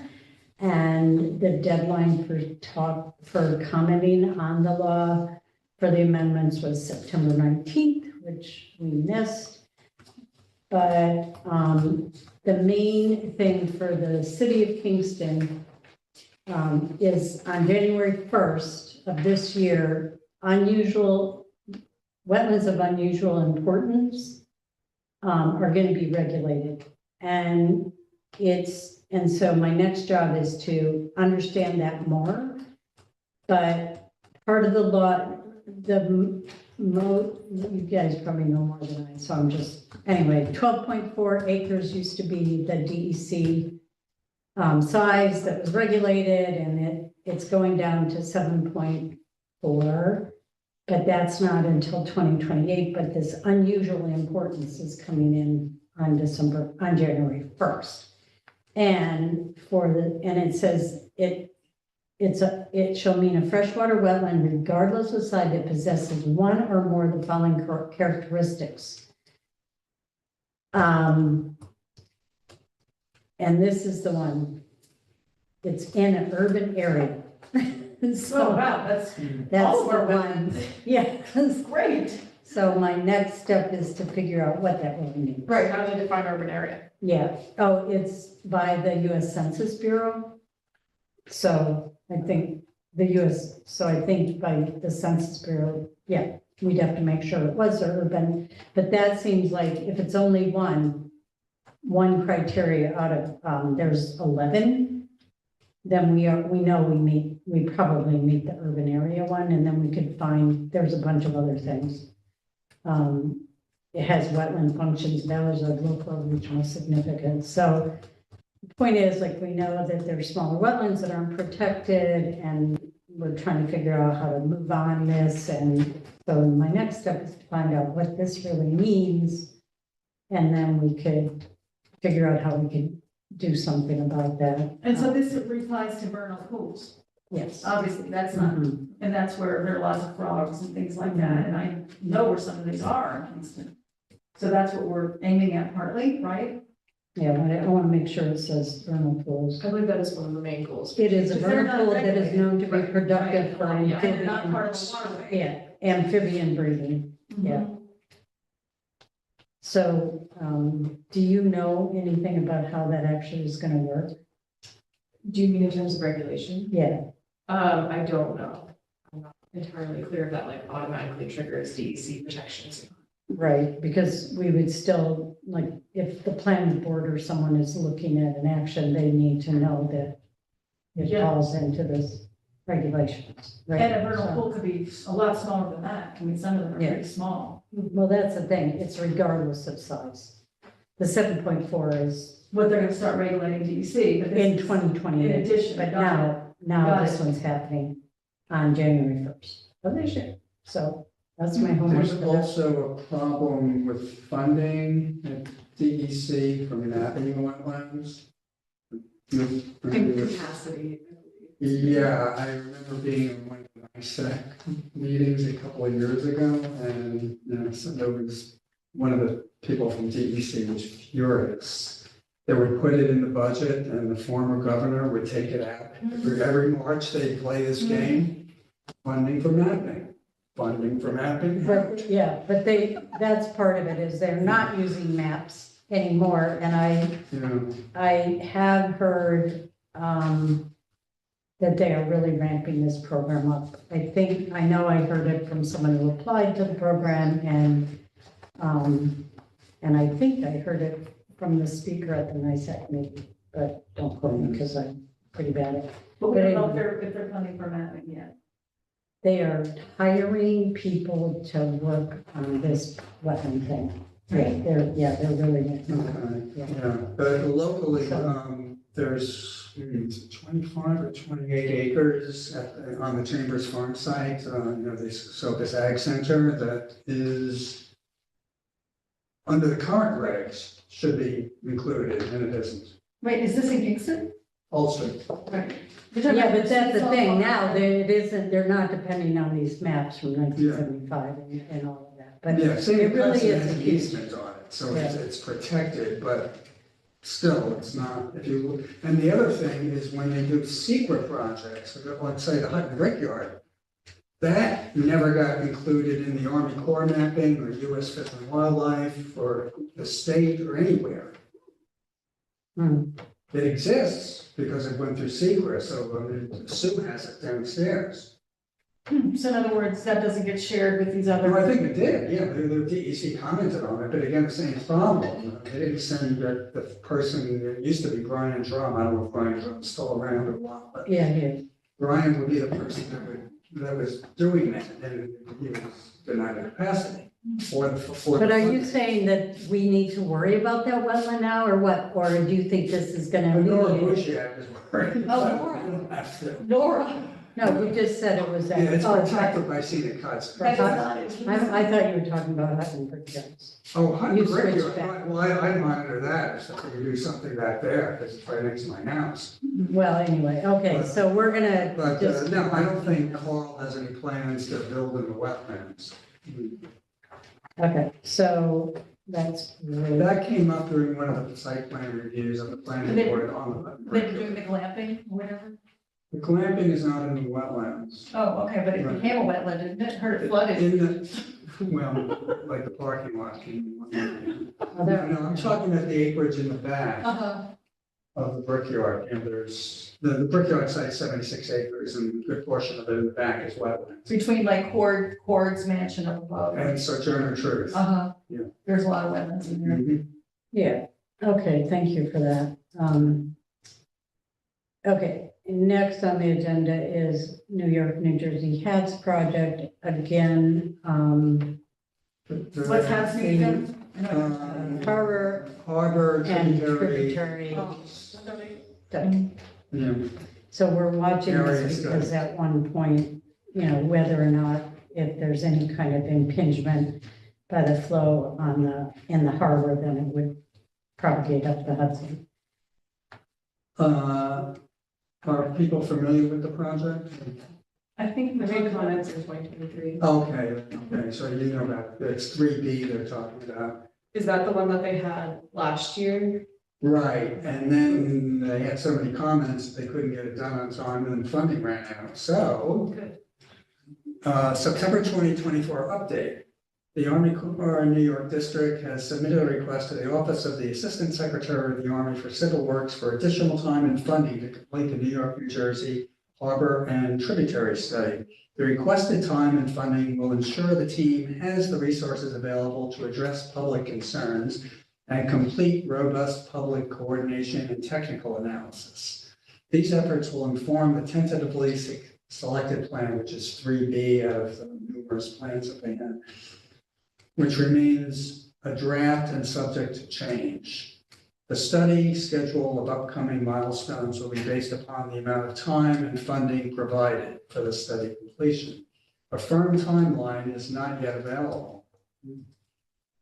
And then it repeats the previous. So is this about storm surge? How to, Yeah. how to like the Army Corps of Engineer, all those plans, right? Like putting giant the gates up. Yeah, this wasn't the giant gate. Hopefully That- not. no, No, that got kicked out. But it's still there, but they, Oh. on the drawing board. Because I know Riverkeeper was involved. I went to one of the meetings a long time ago. Riverkeeper is opposed to all the storm surge barriers. So what do you think? So the point is, right now, is they don't have any money, so they ask for money, and so Yeah. until they get some money, they're not gonna do anything. Exactly. And this is just a draft, so Yeah. that's nothing the to point. do right. I'm monitoring it. We're just monitoring. Just real keeping it fast, on. do you support 3B or? Um, Just fast.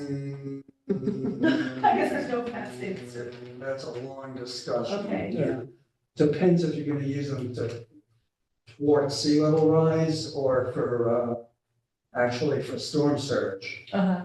Okay, we'll Yeah, get this is, that. you're getting. Yeah. Right, I'm sure I can Google Philip it. Orton has commented on it extensively. Who has? Philip Orton from, Stevens. And Oh. Woods Hole has commented extensively. So there's lots of expertise. Yeah, they've done some modeling. I Yeah. did some of the assessments. Okay, so we're, right now, we don't, Dr. Bowman favors it.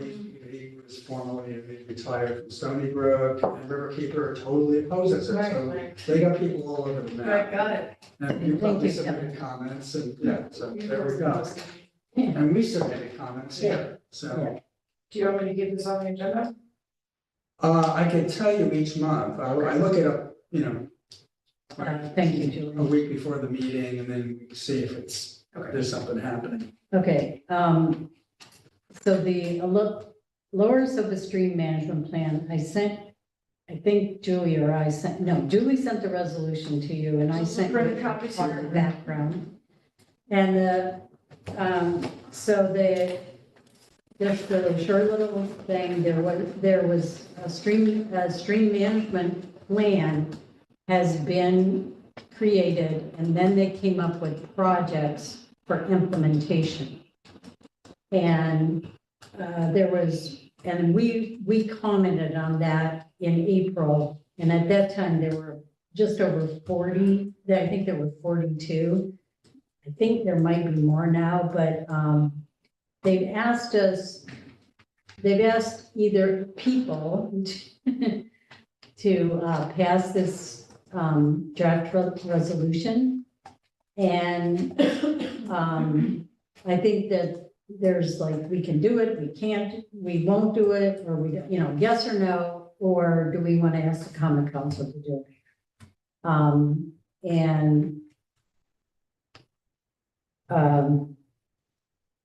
One of the whereases down there's two optional whereases, and the second one, the first one is whether or not we've reviewed it. And the second optional is, the community supports and urges this as, I'm sorry.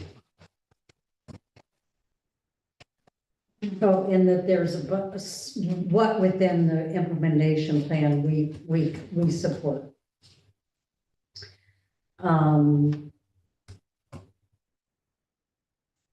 Anyway, so I'm just here to say that the planning department has asked people, or towns and municipalities to do this.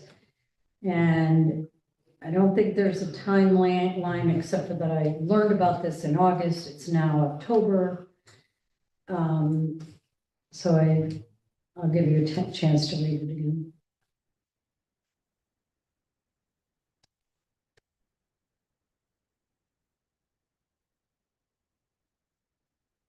Wait, what are we reading? I'm sorry. The resolution. This one. Oh.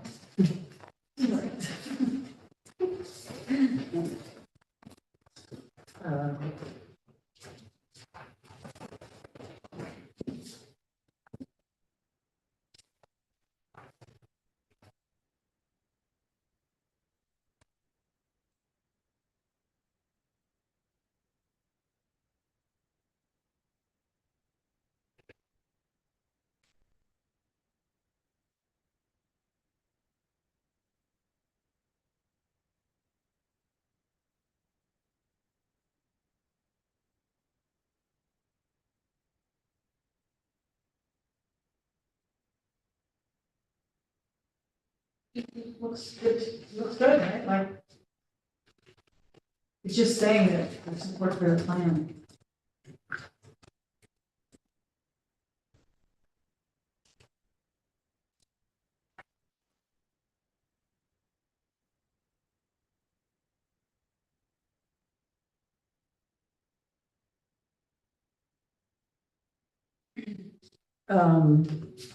So when we wrote the letter in April, we talked about, I sent you that by what we wrote by email today, but we talked about very specific items. First of all, kind of we urge the creation of a program to frequently measure water quality, particularly where it flows to points of existing and proposed public access. We reiterate the suggestion that workshops are offered for property owners on the ways to mitigate runoff from parking lots and other impermeable surfaces. And we'd like to increase awareness of monitoring that homeowner septic systems are working and not leaking sewage, and a watershed coordinator would be helpful in monitoring water quality and suggesting remedies, including the use of TMDLs if necessary. We would like more access for boats and swimmers to the lower sofas from the city of Kingston,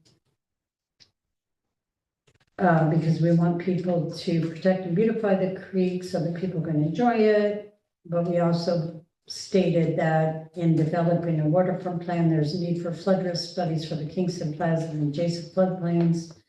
both in Kingston and in the town of Ulster near Washington Avenue. And I don't think that was actually in there, I can't remember. And then we support projects that address the entire lower Sopus, including the reservoir release notification setting, certified floodplain manager initiative, base flow study and environmental flow releases, FEMA map revisions, build relationships with key organizations and management plans for the Paddock Hill and Sock Hill, which were project numbers 12, 13, 31, and 33 to 34. So we already wrote this letter, so I think we could go ahead and do the resolution. It's just a matter of if we also want to ask the city of Kingston to do this. And To do what? to do a resolution, because the city could also do one. And if that were the case, your timing would be that I would need to submit a communicate for you, or whoever would need to submit a communication to council by November 8th. It would go to laws and rules on November 20th, and then it would be voted on by the full council on December 3rd. 3rd? So it's after election, so, okay. All right, so, and we could, if they're not mutually exclusive, we could do both. So if we did one, if we did it for the CAC, we'd be ready to give it to the common council on the 8th. So what do you think? Yeah, I mean, what do we think? In other words, do we support Kingston doing the resolution? Mhm. I would say yes. Okay, what Because do you it's think? name of Karen? municipality, it seems like, right? Why Kevin? not? Yeah, for sure. It seems we just have to take the April letter and, Vanessa. finesse it to. Okay. And appendix A. The letter that you just read, the letter that you just read. Yeah, and I sent you by email. Yeah, Yeah, I think mostly this is trying to get, funding, and my personal opinion is that if you had a watershed coordinator, a lot of this would go through, and some of the things they mention are very specific, like have a workshop, whereas other ones are much more like broad thinking, like water quality management and stuff. Okay, so, what about, and should we do one for the CAC and one for the city? Or doesn't the city kind of cover it? I mean, the CAC is appointed by the city, right? We are a city, so it seems to me, the Should city, just go with the city? I don't think you would need both, right? Isn't it kind of redundant? If it has to be Depends on if it both, doesn't. I would say the city would be covering the CAC, I would think. If the city passes it. Yeah, Yeah, the city agrees. Yeah. so if they don't, then CAC could do it. I'm fine with that, Would you so. keep, what about the option where it mentions the project? That gets complicated, right? Yeah, but that's all in the letter. Oh, civil letter. Yeah, because we already did it. Got We it. already wrote Yeah, but I it. think having the city Yeah. approve it would be really good. Okay, So Emily, are you submitting that, and are you going to the meeting? are we gonna vote first? So how do we do that? 5th, 6th. So election day is the 5th. So 6th, 7th, 8th is a Friday? That's the Friday before, so the way communications work is they need to be in by 11 a.m. on the Friday before the common council meeting of the month. I can do it unless you want to do it. I'd love you to do it. Okay, all right, so do we have to do That means you also need to attend the laws and rules meeting to speak to it. Thursday night, Nope, the Oh. 20th. laws and rules? Is Wednesday, November 20th. November 20th. Isn't that like the day before Thanksgiving? When's Thanksgiving? Hey, business never stops. I think Thanksgiving is the following week, it's the Oh, 28th. okay, I don't know. I can Thanksgiving's do the that. 28th. Yeah, I could do that. Okay. All right, I'll try to remember that. Okay, do we have to vote or anything? Maybe we should, because we're sending it to the common council. Because Okay. it's just like a, let's get a letter out, as it, you know. Yeah. Okay, I'll make the motion all right, to, send a letter to the common council with the draft resolution. all right, And seconded, all right, all in favor? aye. All right, Um, that's good, that's done. Okay, there's so much paperwork, I know, I don't know where my,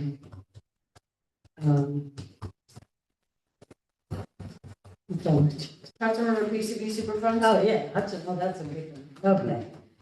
So the deadline for commenting on the 5-year report from the EPA was today, but they moved it to November 7th, so I stopped working on it. And so, because I was so busy, I couldn't do everything. But I want to just mention, first of all, there's, oh, I don't know, this is what I wanted to talk about, but it's not related to PCBs. So I'll say that. Okay, so the PCB, there's a group called the Friends of Clean Hudson, and they have put out, basic comments, but they're very vague. I mean, they're not like, oh, we looked at page, paragraph this and, like that. And that and this and that. And so I think we just have to decide, and now that it's the 7th, which is Thursday, well, we would still, okay. So it's before, the deadline is before our next meeting. Because our next meeting would be the 12th. But the thing is do we want to kind of just sign a letter to like a basic Friends of the Clean Hudson letter? I mean, how much information do we have on this? Well, you could go to the website and you could read like 1,000 pages. I mean, Yeah, or- have you been following us all along, or this is just a Oh. thing that we can jump in right now? that Oh, we yeah. haven't been So- involved with? Kevin or Julie, did we comment 5 years ago? Yes. So, yes, I think think so. we did. Yeah, And we did. has anything changed since then? Well, they closed, they did all the dredging. And then they're letting it like sit and see what happens. And now, and in the meantime, they've been taking data and everything. And in a nutshell, the Friends of the Clean Hudson, who have been following this in way more detail than us, feel that the goals have not been met and that they should do more dredging, whereas the conclusion from the EPA report was that they should just study it. And that's kind of the gist. I mean, to me, this is a pretty complex issue. It is. And, I mean, is this kind of out of our purview a little bit? Well, it's coming down. I mean, I know we're Hudson. concerned about it, but it just seems like, to really get up to speed on this and have an expert opinion would be a lot, It would. beyond just what the CAC does. It definitely, I could not do that. I don't know if anyone else could do it. That's why it's whether or not we, the I Friends of mean, if we made comments 5 years ago to the extent of the dredging should continue, all the PCBs should be cleaned up, if it's simple as that, I would say just resubmit those comments, but if it's Yeah. more complicated, What about the aerosols? I mean, it seems like ideally the PCBs would all be dredged, right? Right, well, the issue is, the reason we're interested is because the PCBs are in the water and they are. They get in the air. And, yeah. Around here. Are we measuring it? Do we know Yeah. how much of a problem that is? I remember years ago hearing it was a Eli problem on Duker. if you lived on the river, and now I'm remembering about it. He presented to us in May, because we asked that question, and he said they become aerosol. Right. He said what? I don't know the word. Aerosols. That the presence in the water alone means that it's also present in the air around here. But I mean, But I don't know, and How I big don't is- remember if we asked, I think he said he wasn't tracking it in our air quality monitoring. right. Right. Of the bar person.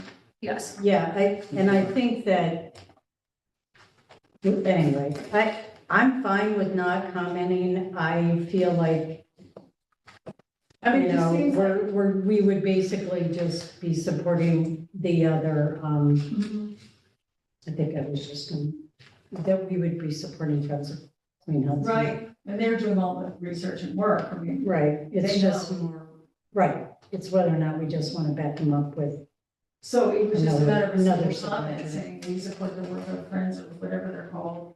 And are concerned about the aerosols coming from the PCBs from the river in our air or something. right, what, I mean, is it worth, should we do that? So you're saying we have to get this in before the next meeting, Emily? it's due on November Who to 7th. the, who, to DEC or? No, it goes to the, Oh, the EPA, right, it's EPA, regional. So is it just a website, you just go on and, I mean, I'm happy to like just do that. Oh. Julie, you could send me the comments from 5 years ago. What year would that have been? I don't That would have know. been 2019. I'm not finding it. Archives here. It could have been even before that. And if it's not readily available, I mean, I'm happy if I, just on behalf of us, just to do what we've said. But, you know, not spending any time on looking at the thousands of pages.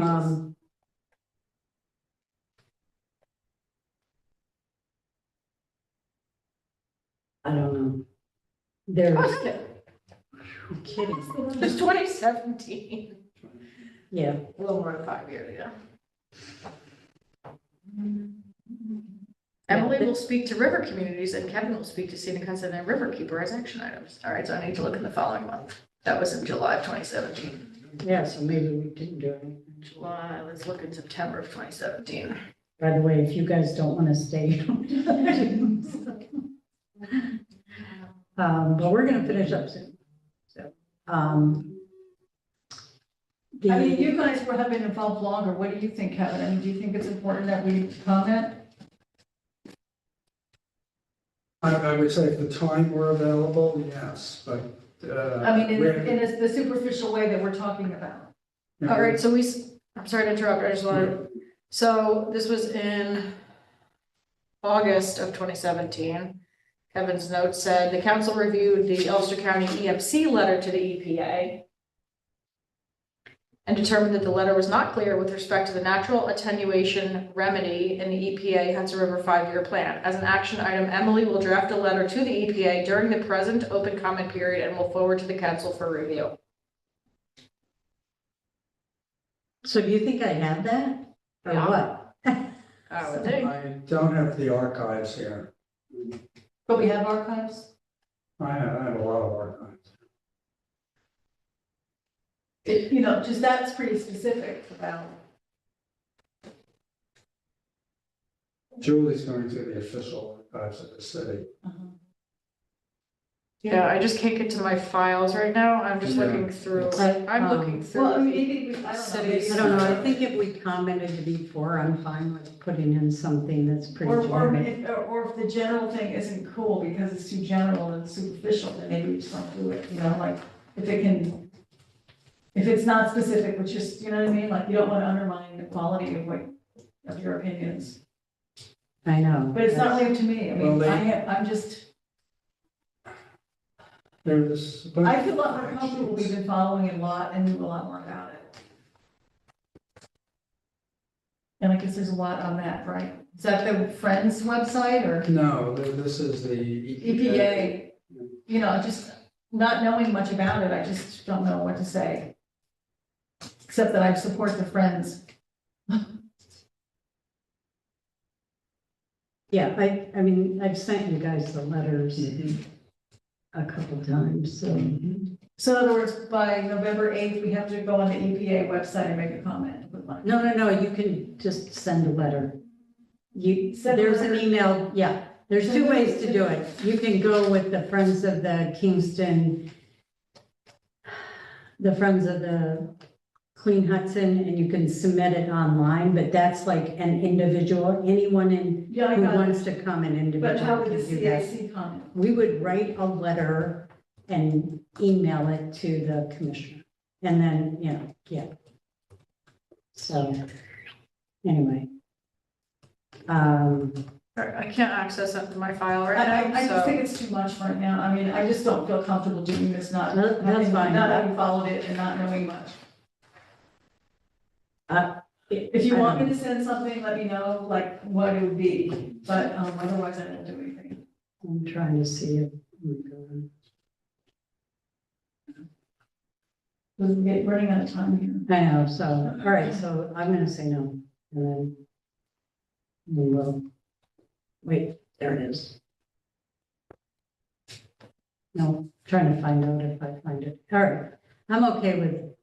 It's just a bad time and I don't feel comfortable either. All right, so then I did want to, where's my agenda? Okay, here, I put all these notes on. All right, so new business, I'm gonna put this up as new business. First of all. Action, right, because we didn't take any No. action. Okay, I did see something that Riverkeeper has had at least one meeting about PCBs in the lower Hudson. And, so I think we should kind of track that, because what's gonna happen with the entire lower Hudson is a Superfund site. Also, besides the upper Hudson, so we're gonna keep track, so we should be starting to track that. So we can just go to the Riverkeeper's tracking, we just follow Riverkeeper, their information? I think where I saw it was, from Rebecca Martin, but I don't know why I saw it, so I'm really sorry, but that's just. So you're saying you want me to track this? going We could forward? start for the lower Hudson. Yeah, I get it. Can we add that to the agenda? Yeah, See but that- then, because I didn't mention this, I'm gonna put this under new business open issue discussion. The Champlain Hudson, Power Express is definitely doing work near us. Oh, is that the And line? they are putting a line down the Hudson, Right. and we are not affected by it, except for it is happening, and there's not a lot of information coming out on it. And so, and what I know is from people that live on the Hudson that can see the boat. And it's a huge ship that has this thing that looks like a Ferris wheel that is putting the cable down. And like a week ago, it was definitely off Silpas. Earlier in September, it was off Tivoli Bay. So it's just something that I think is really interesting because they're doing that at this point. And I know that Riverkeeper was concerned about it. Yeah, Riverkeeper, but, yeah, and the reason I know that is because I talked to John Lipscomb today, so. There is an interactive construction map at CHPE, And is it a Haverstraw or is it, chpexpress.com/construction-pro. but is it just at Haverstraw or are they showing it up north?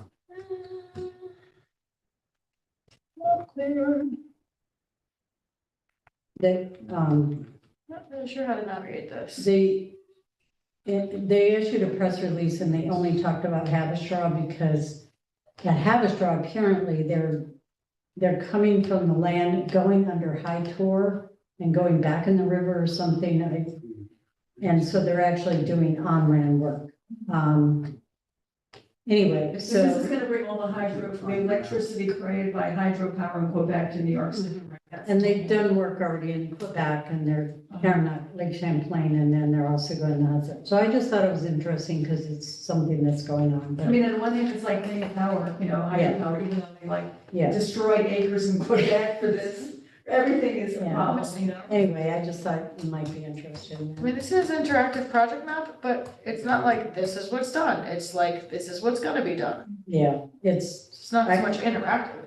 Click on it all. I couldn't find it. I mean, It's not like this is John, where we are today. did John say if there was any monitoring of the effect this thing might have? Like, is there any way to monitor? No, apparently they did How's it work affect fish? earlier. Yes, there's been tons of that. I mean, yeah, this has been, again, this has been going on since the Obama administration. Yeah. So the DEC had a lot of work windows and things like that, but they also kind of told, the Hudson 7 and the water quality that there was no need to be concerned.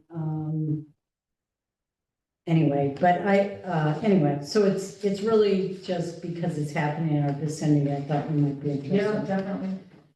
Are there any other communication, are there any other new business that you want to talk about? Okay, are there any communications? I will just say that the communications thus far have just been about the 3 applications for the positions. There are 2 vacancies and 3 applicants. Who was the third person?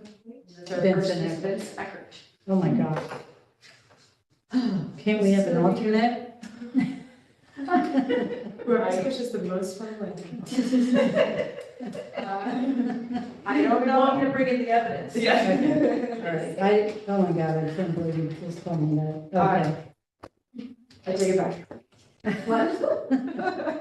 Okay, well, I don't take it we back. might be able to True. have a resignation, so.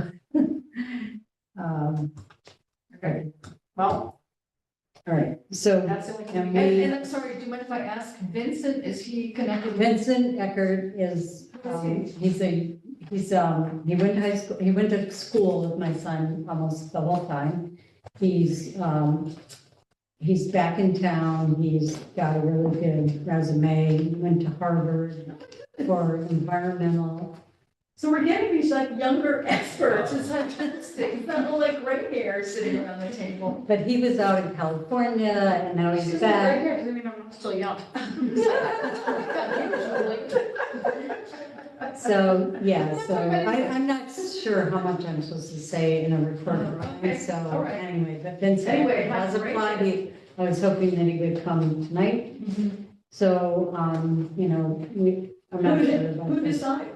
Julie, Uh, Julie? No, No, we the commission, We the decide. council would go into executive session and have a conversation and make a recommendation to go to the mayor, and then I would. Yeah, so the steps are that the people that have applied have to tell us if they definitely want to be, and then we are to take action. And then it would go from there, But the terms are 2 years. 2 years. So I'm wondering if some of us, our terms of, mine isn't because I haven't been here a year, but I wonder if there are other terms that are about to be. Because that seems relevant. Yeah, I can't get to my files, but I can look that up. yeah, But I would say that the next action should probably be that Emily, you follow up with Vince to be like, hey, I haven't seen you in a couple months. And then you, the 2 of you consider like, is this my thing or is it not my thing? And reach out to Emily and I to say either this is my thing or it's not my thing. Yeah. And then at the November meeting, we would have a discussion. You all would have a discussion in executive session. Right. That's what I Okay. suggest. At which time we could also talk about the term limits. And if everyone whose term is running out, and if everyone still wants to stay. does that mean, okay, so any other, so there's no other announcements or communications? So then, report updates. No one's going to complete streets, I didn't follow up. I did go to public safety, it's the last Wednesday of the month, and I reported on, that I sent these letters out. And I let them know that, the land trust was working on the campaign, that there is a campaign for the Community Preservation Fund, and that was about it. And that's where I ran into Ed Norman. So that's all for me. Kevin, do you have anything on Climate Smart? Yeah, let's see. Well, the repair cafe was discussed. Julie discussed the city projects. And some of that I have to go back to the video to look at because there were a lot of grants that got mentioned with varying amounts. And I don't want to repeat that until I verify it on, the video. If you want to comment on that, you can. Okay, then we won't. It had to do with the carbon neutral project and the thermal energy project, also known as the TINS project. Municipal solar was discussed. Very briefly, the CCA, that's the Community Choice Aggregation and Community Solar Campaign. We went through a little bit of the zoning again, just like we did here with the solar siting. We do that over there on the other board.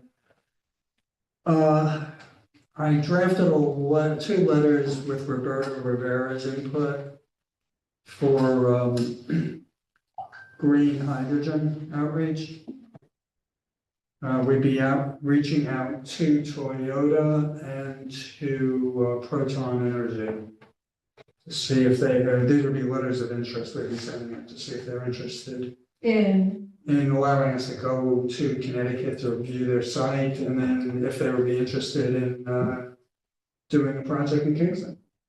On what? Green hydrogen. Green hydrogen. Yeah, so I think that was the bulk of it. Let's see if there's much else there. Phil Shelgreen was discussing the city fleet. That's had some ongoing issues. And he was specifically discussing converting diesel to biodiesel. Renewable diesel. Renewable diesel, rather. Yeah. And let's see, what else did we have there? EV infrastructure. We don't have EV mechanics for the fleet. how many EV cars in the fleet? Right now, there's like 13, but we're about to double that amount, because we just bought 12 more for KPP, And what's the total fleet number? 260. But most of it is heavy-duty vehicles, which are not as easy to transition over. So when there's a new car needed or whatever, then the city buys an EV? We have a green fleet policy that has to be the priority first, unless there's a substantial difference in cost or a reason to say that it's not available or can't happen. But that argument was mostly being made for the police department, and that's now been overcome. And even with the heavy duty vehicles, we're still figuring it out. But we don't have anyone to work on them, so it's tough when you have a fleet of vehicles that no one can work on. So where did, yeah, I mean, no one thought about, I mean, they don't really think about it.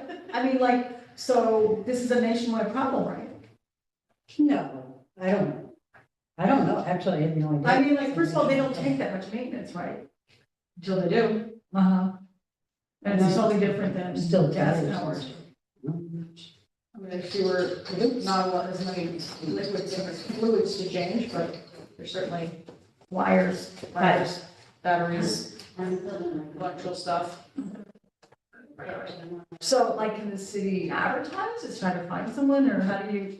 It's not about, well, I don't want to say why it doesn't exist yet, but it's a little bit of chicken and egg, because hiring somebody to work on a fleet of 12 where they don't really need that much maintenance. Right. It's not that big of a thing. Hiring someone to work on a fleet of 24 is more of a thing.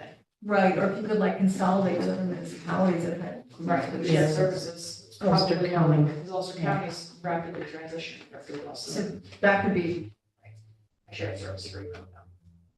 Probably more. right, All right. Let me see, NICEAG. So we've had 2 meetings to plan next year's conference. It's confirmed it's going to be in Ulster County. We had our second meeting today. Temporary dates are October 17th and 18th, 2025. sorry, what is this? This is New York State Association of Conservation Commissions conference, and I'm the vice president of that on the state level, but planning for the 2025 conference, which is going to be held in Ulster County. So the theme tentatively is innovations, and looking at things that are happening in the Hudson Valley as far as conservation and energy and everything related to sustainability that are innovative, but also replicable statewide. So a ton of things to figure out, and anyone who wants to be part of the planning team can join us. Okay, yeah. And the next meeting is October 24th, right? That was my second. 22nd. That's a planning meeting? That's the next one. Yeah, another planning meeting, yeah. October 22nd at 5:30. Yeah, and then, yeah, Via so Zoom. Julie and I went and so the Ulster, yes, thank you for that report. Is there anything more on that? Was the last meeting before the conference? Yes. We went to the conference. Oh, yeah, I'm sorry. Julie and I attended the NISAC conference in the Tug Hill area of New York. We were at Boonville, and really nice area, and I learned a lot. Really nice field trips, and, I know why, yeah, and some of the things I learned were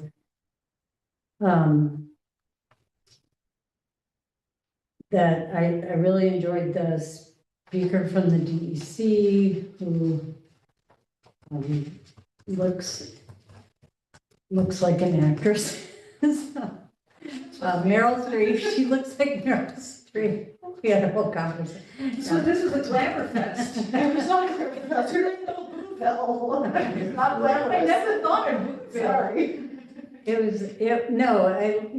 learned a lot during the day for the webinar. I specifically learned things about some green carbon. This does not apply to Kingston, but it would apply to Ulster County, and that is that the Nature Conservancy and a forest group is looking into, has a program now for family forest carbon. Are you aware of that? It's the New England Forest Foundation, I believe, doing it, TNC. With the Nature Conservancy, yeah. So it used to be that you had to have kind of a pretty big parcel, but now you only have to own like 30 acres or 50 acres of forest. So it's definitely something that some of the other CACs were interested in looking, advertising for their landowners. You mean like an easement, like preserving? No, forests on your land? yeah, I'm sorry. If you have a forest, you can get paid for the carbon Oh, okay, credits. because you're absorbing carbon, got it. Yeah. Like Brazil's talking about this, right? We're doing it with the Amazon. Brazil's Yeah, I like think the it's fund. happening It's a all fund. over. I think it's happening all over, Which you'd but actually get a the big return on. thing was that the news for me was that it's not a huge parcel.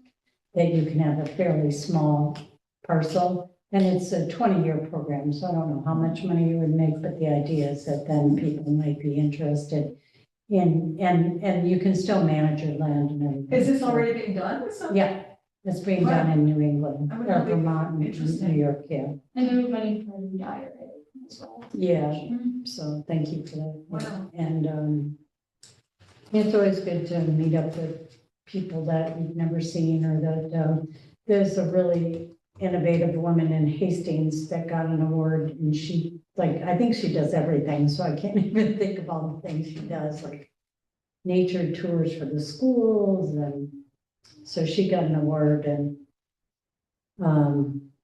anyway, so Maybe we could get paid in Kingston by the tree.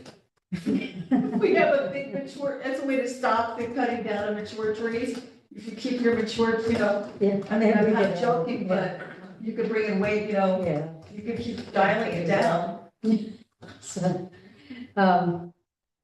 yes, so, and part of I went because I wanted to see what it was like, because we are planning one for next year, and it's just a lovely area. The other thing we found out was that there's apparently a non-native cattail, and some really nice, and that they try not to plant cattails at all because of that, and also because there's so much snow that deer aren't as much of a problem because they can't make it through the winter. So there's smaller populations of deer. So I thought. But what do you that was- mean about the non-native cattail? Like. Well, they why don't would you want to. plant it? well, they don't want it coming in. I don't know. Because So we know the these fragmites, as we've talked Yeah, about, right. is wiping out all of our Yeah, canals. yeah, And I yeah. wish we had a program in Ulster County about that. So the wetland, anyway, there was some, we went to a wetland, what's the word? What's the word for, you know, Summit? to recreate a wetland. Think about restoration. Restoration, sorry, thank you. I know that word.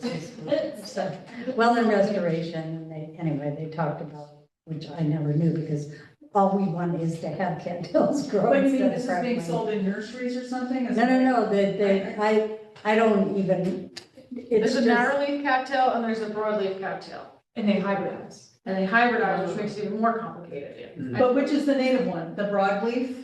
The broadleaf is the native one, I believe. I don't remember, but yeah. Right. Yeah. But the other one is just invasive or? Yes, narrowleaf cattail is an introduced species which hybridizes with the native common cattail, which is the fat kind. And I haven't looked to see what we have yet, but I'm hoping it's the broadleaf. Is it easy to tell them apart or? yeah, Yes, there's a little stick part on the top of the tubey part. And if this is a terrible description, but I'm telling you anyway, there's a little section that if there's like a dark part, can someone do this better than me? no, I You have to missed continue it. to, you haven't gotten far Okay. enough. Yeah, if there's a dark part, that means it's the invasive one, I think. And if there's not a dark part, it means that it's the native one. Is that right? I don't know Is the that exact, backwards? but I do remember it's very difficult to tell the hybridized from either. Right. But this isn't as much a problem as the Phragmites, which is That's wiping correct. everything out. That's right, But yeah. this So is they, just another assault. yeah, Right, and they don't Yeah, have, poor cattail. there's no Phragmites up in Oh, Tughill. well, they'll be I mean, getting I there didn't soon. see very I mean, much. here- There is some, but I didn't see But very I much. told Emily, I go on the Walkville Valley Trail, which I guess is probably not in Kingston, it goes from Kingston south, maybe it is in Kingston. And there is a beautiful cattail marsh on one side of the path, that's all cattails. The other side is a pond, it's a private land, they're both private lands, with Phragmites. A couple of Phragmites have crossed the path. Hmm. And I'm like, oh my God, this is just a matter of time. So, And, I've watched the birds in the cattails, it's so much more valuable, and I wish there was a program to get rid of these things. Phragmites is very, very difficult to get rid of. I don't know anyone who's had much success with it. Mhm. Parks has done a little bit. Yeah. So anyway, going on, because we need to get home. Oh, just a quick thing that I also learned there is that the Tug Hill Plateau that we're all taught from childbirth, that it's called the Tug Hill Plateau, is not actually a plateau. It's called a cuesta. What's So the heck is plateau that? means flat and cuesta means not flat. So we're being lied to. Wait, you mean it's like tilted, like? It's like tilted because the sedimentary rock is pushing it up. Okay, so here's the answer about the invasive versus non-invasive, because Julie's description was terrible, especially for an environmental educator and her. So the narrow broadleaf has no gap between the flower parts. So I guess there's like a male and female part on the plant, and if there's no gap, it's the native broadleaf. That's what we want, no gap. If there is a little gap between the parts, that means it's the bad kind. Okay, So we want to look for two cuddling right next to each other. okay, well, right now I'm gonna be more concerned about the Phragmites. Yeah. Okay. Okay. Anyway, All right, so for the Ulster County Environmental Management Council meeting, by the way, which is the last Wednesday of the month. And in November, so we'll meet in October, but then in November, we have a Christmas party and meet like the 3rd of December.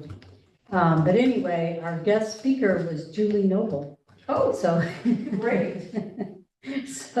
so we talked a lot about NISAC. Manager Green came to pitch the renewable energy implementation plan. And then we talked a lot about what everyone's doing, and they're all doing amazing projects.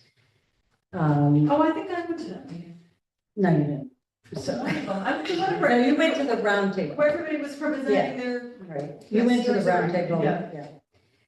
Okay, so that's all I have to do, say the tree commission, we need a representative, they meet right before here, so the problem is that it's a long day and you have to be here at like 4 o'clock to go to the tree commission. So right now we don't have a rep, but we did, I think, we were interested in meeting the urban forester who has recently been hired. Is that correct? Yeah. So. And I hope that person, I mean, a lot of the trees are in bad shape because it hasn't rained. Yeah. A lot of the new trees are like, they just look terrible because we just haven't had any rain in 2 months. I Yeah. mean, we just had a little bit of rain and we're not supposed to have rain even until next week. So I wish that there was somebody, if we're gonna put all this money into planting street trees, you know, they do need some care and watering before they get to be a different size. And I know, like, I go on Franklin Street a lot where they planted them in Henry Street. And I know there's one that's dead on Franklin. So now that we have a person, Just putting it out there, it's not clear to me, and I wouldn't automatically jump to the fact that this person might be the person maintaining the trees. This could be, and I don't know this yet, I haven't even met the person yet. This might be a white collar job, not a blue collar job. but the thing is, Julie, I hear you, but I'm saying, you know, if we're gonna commit to planting what the mayor said, 1,000 trees, then there has to be a program that goes along with that to monitor it. I don't disagree, I'm just saying, you You're can't not put sure on the this back guy. of this person if it's not this So person. do I call Suzanne Cahill, which I've done in the past, and just say, look, I don't know, DPW does it, but somebody's gotta go around and water these things. Now, they're all gonna die. You can totally do that. Yep. Okay, but I mean, I And go wish to- there was, but all I'm saying is, I wish there was some way in the city, since we are planting these trees, because otherwise you're just wasting your money if they're just gonna not get watered and die. And I planted shrubs 4 years ago that I've been watering. I think it would be a good idea to ask. Yeah, So- we could have said something at the tree commission So today, could we write a letter about that? Or could we, What are you writing on that? I mean, how would we advocate for what I just said? That could already be assigned to someone. Okay, but I mean, I'd just like to make a formal request or whatever that, since there is this initiative to plant all these trees, that the city, a request that the city put in some kind of monitoring maintenance plan to go along with the planting of the trees. But that could already exist, is what I'm saying. but, yeah, so so you could, yeah, I think, could you do some I'll research call for us Suzanne. of 2 I'll things? start with Suzanne, that's. And my the goal. 1,000 tree planting is on Engage Kingston and, So let me and then the follow up next with that. meeting of the tree I'll commission. report back. Yeah, you can always go to the tree commission. One thing I forgot about, I thought about after you said, is there anything I can announce? All the renewable energy mix stuff made me think about this, in terms of like spending less energy and bus riding. There's the route optimization study Oh, that's yes. happening now.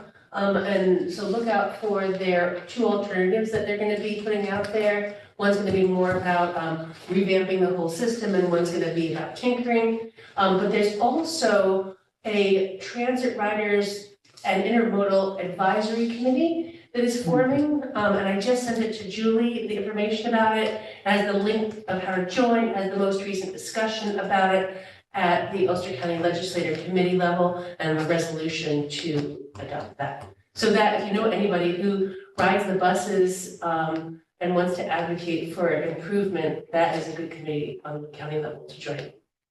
So Kevin, you ride the buses, right? Yes. How are they? I generally take the bus from here to Poughkeepsie. He doesn't take the city bus around. Oh, right, the county one, that's the county one. No, they're all together now. Yeah. Yeah. Okay, that's a good, that's a Spend a good couple idea. days riding the buses, I have no idea how that works. Oh, yeah, just go in with a good mood and lots of patience, because it's a horrible experience, but I highly recommend it. But you've done it, huh? Yes, and nobody likes it. Okay, thank you for that. Can we have a, Two quick yeah. things, very quick. The Hudson River Watershed Alliance, next, Oh, right. they're coming up. October 22nd. Yeah, I October had- 22nd. I thought there was there's something 2 on the meetings, 16th one's as remote well. and one's in person. Yeah, But the topic is, 16th on, In is virtual, 22nd, maybe in person. I think the 16th is a web and the Yeah. 22nd, yes. I'm sorry, what is this? I'm sorry. So the Hudson Valley Watershed Alliance, and two things about, well, there is a breakfast meeting coming up, I think, I just encourage you to I think get on their newsletter. So they have a website you can go to and find out. And they stuff. now have, River watershed. Should, yeah. And they're- Hudson Watershed. and they're the entire Hudson, but they happen to have a new office space Mhm. right across from, Anything else? Oh, they're right in Keegan's Kingston. in the They're park, right in Kingston. across the parking lot from Kingston, so, And Emily Bell's the executive director. yeah. So is there anything else? Yeah, the other one was, earlier today, Julie presented on the flood resiliency network. Oh, right, And, and the gist of the discussion was on the, EPA sea rise assessment that we did last year. right. And that came out of the Lula training that I attended with Anita and Ted. So, but sort of that, and then they were mentioning, Tiffany and Jessica were mentioning that they're having another training in the spring. I don't think the dates are set. And the training is for, Pace land use, Lula, Lula. That- Leadership, I always say. Leadership alliance. Leadership. Leadership. that's a kind of interesting thing to go to if you want to understand. what's the organization again? Pace Oh, law. Pace Pace Law Law. School, yeah, Pace yeah. Law. Tiffany and Jessica, the two people that present, with, along with Emily Vale, Yeah, other people. it's a 4-day commitment Some during people the from the county, During the Ben week. Cannon. So who would do that? Somebody who, Well, I've taken it, he's taken it, I mean, who would be most benefit from that? you would. So CAC anybody members, or- planning board members, Sorry, CAC members, planning Okay. board. Planning Good board to- members. increase your knowledge. Yep. You would. So, Before you close, just make sure that you see if there's enough quorum for the. okay, the next meeting is November 12th. It's Tuesday, it's the day after a holiday. Yeah, then the That's all 11th Veterans is Veterans Day and the 12th is Tuesday. Is there anyone who cannot attend? I will definitely be there.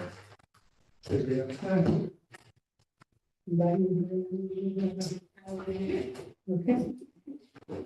All right, motion. Can we just ask the two of you if you were to be appointed, just second Tuesday of the month work? Yes.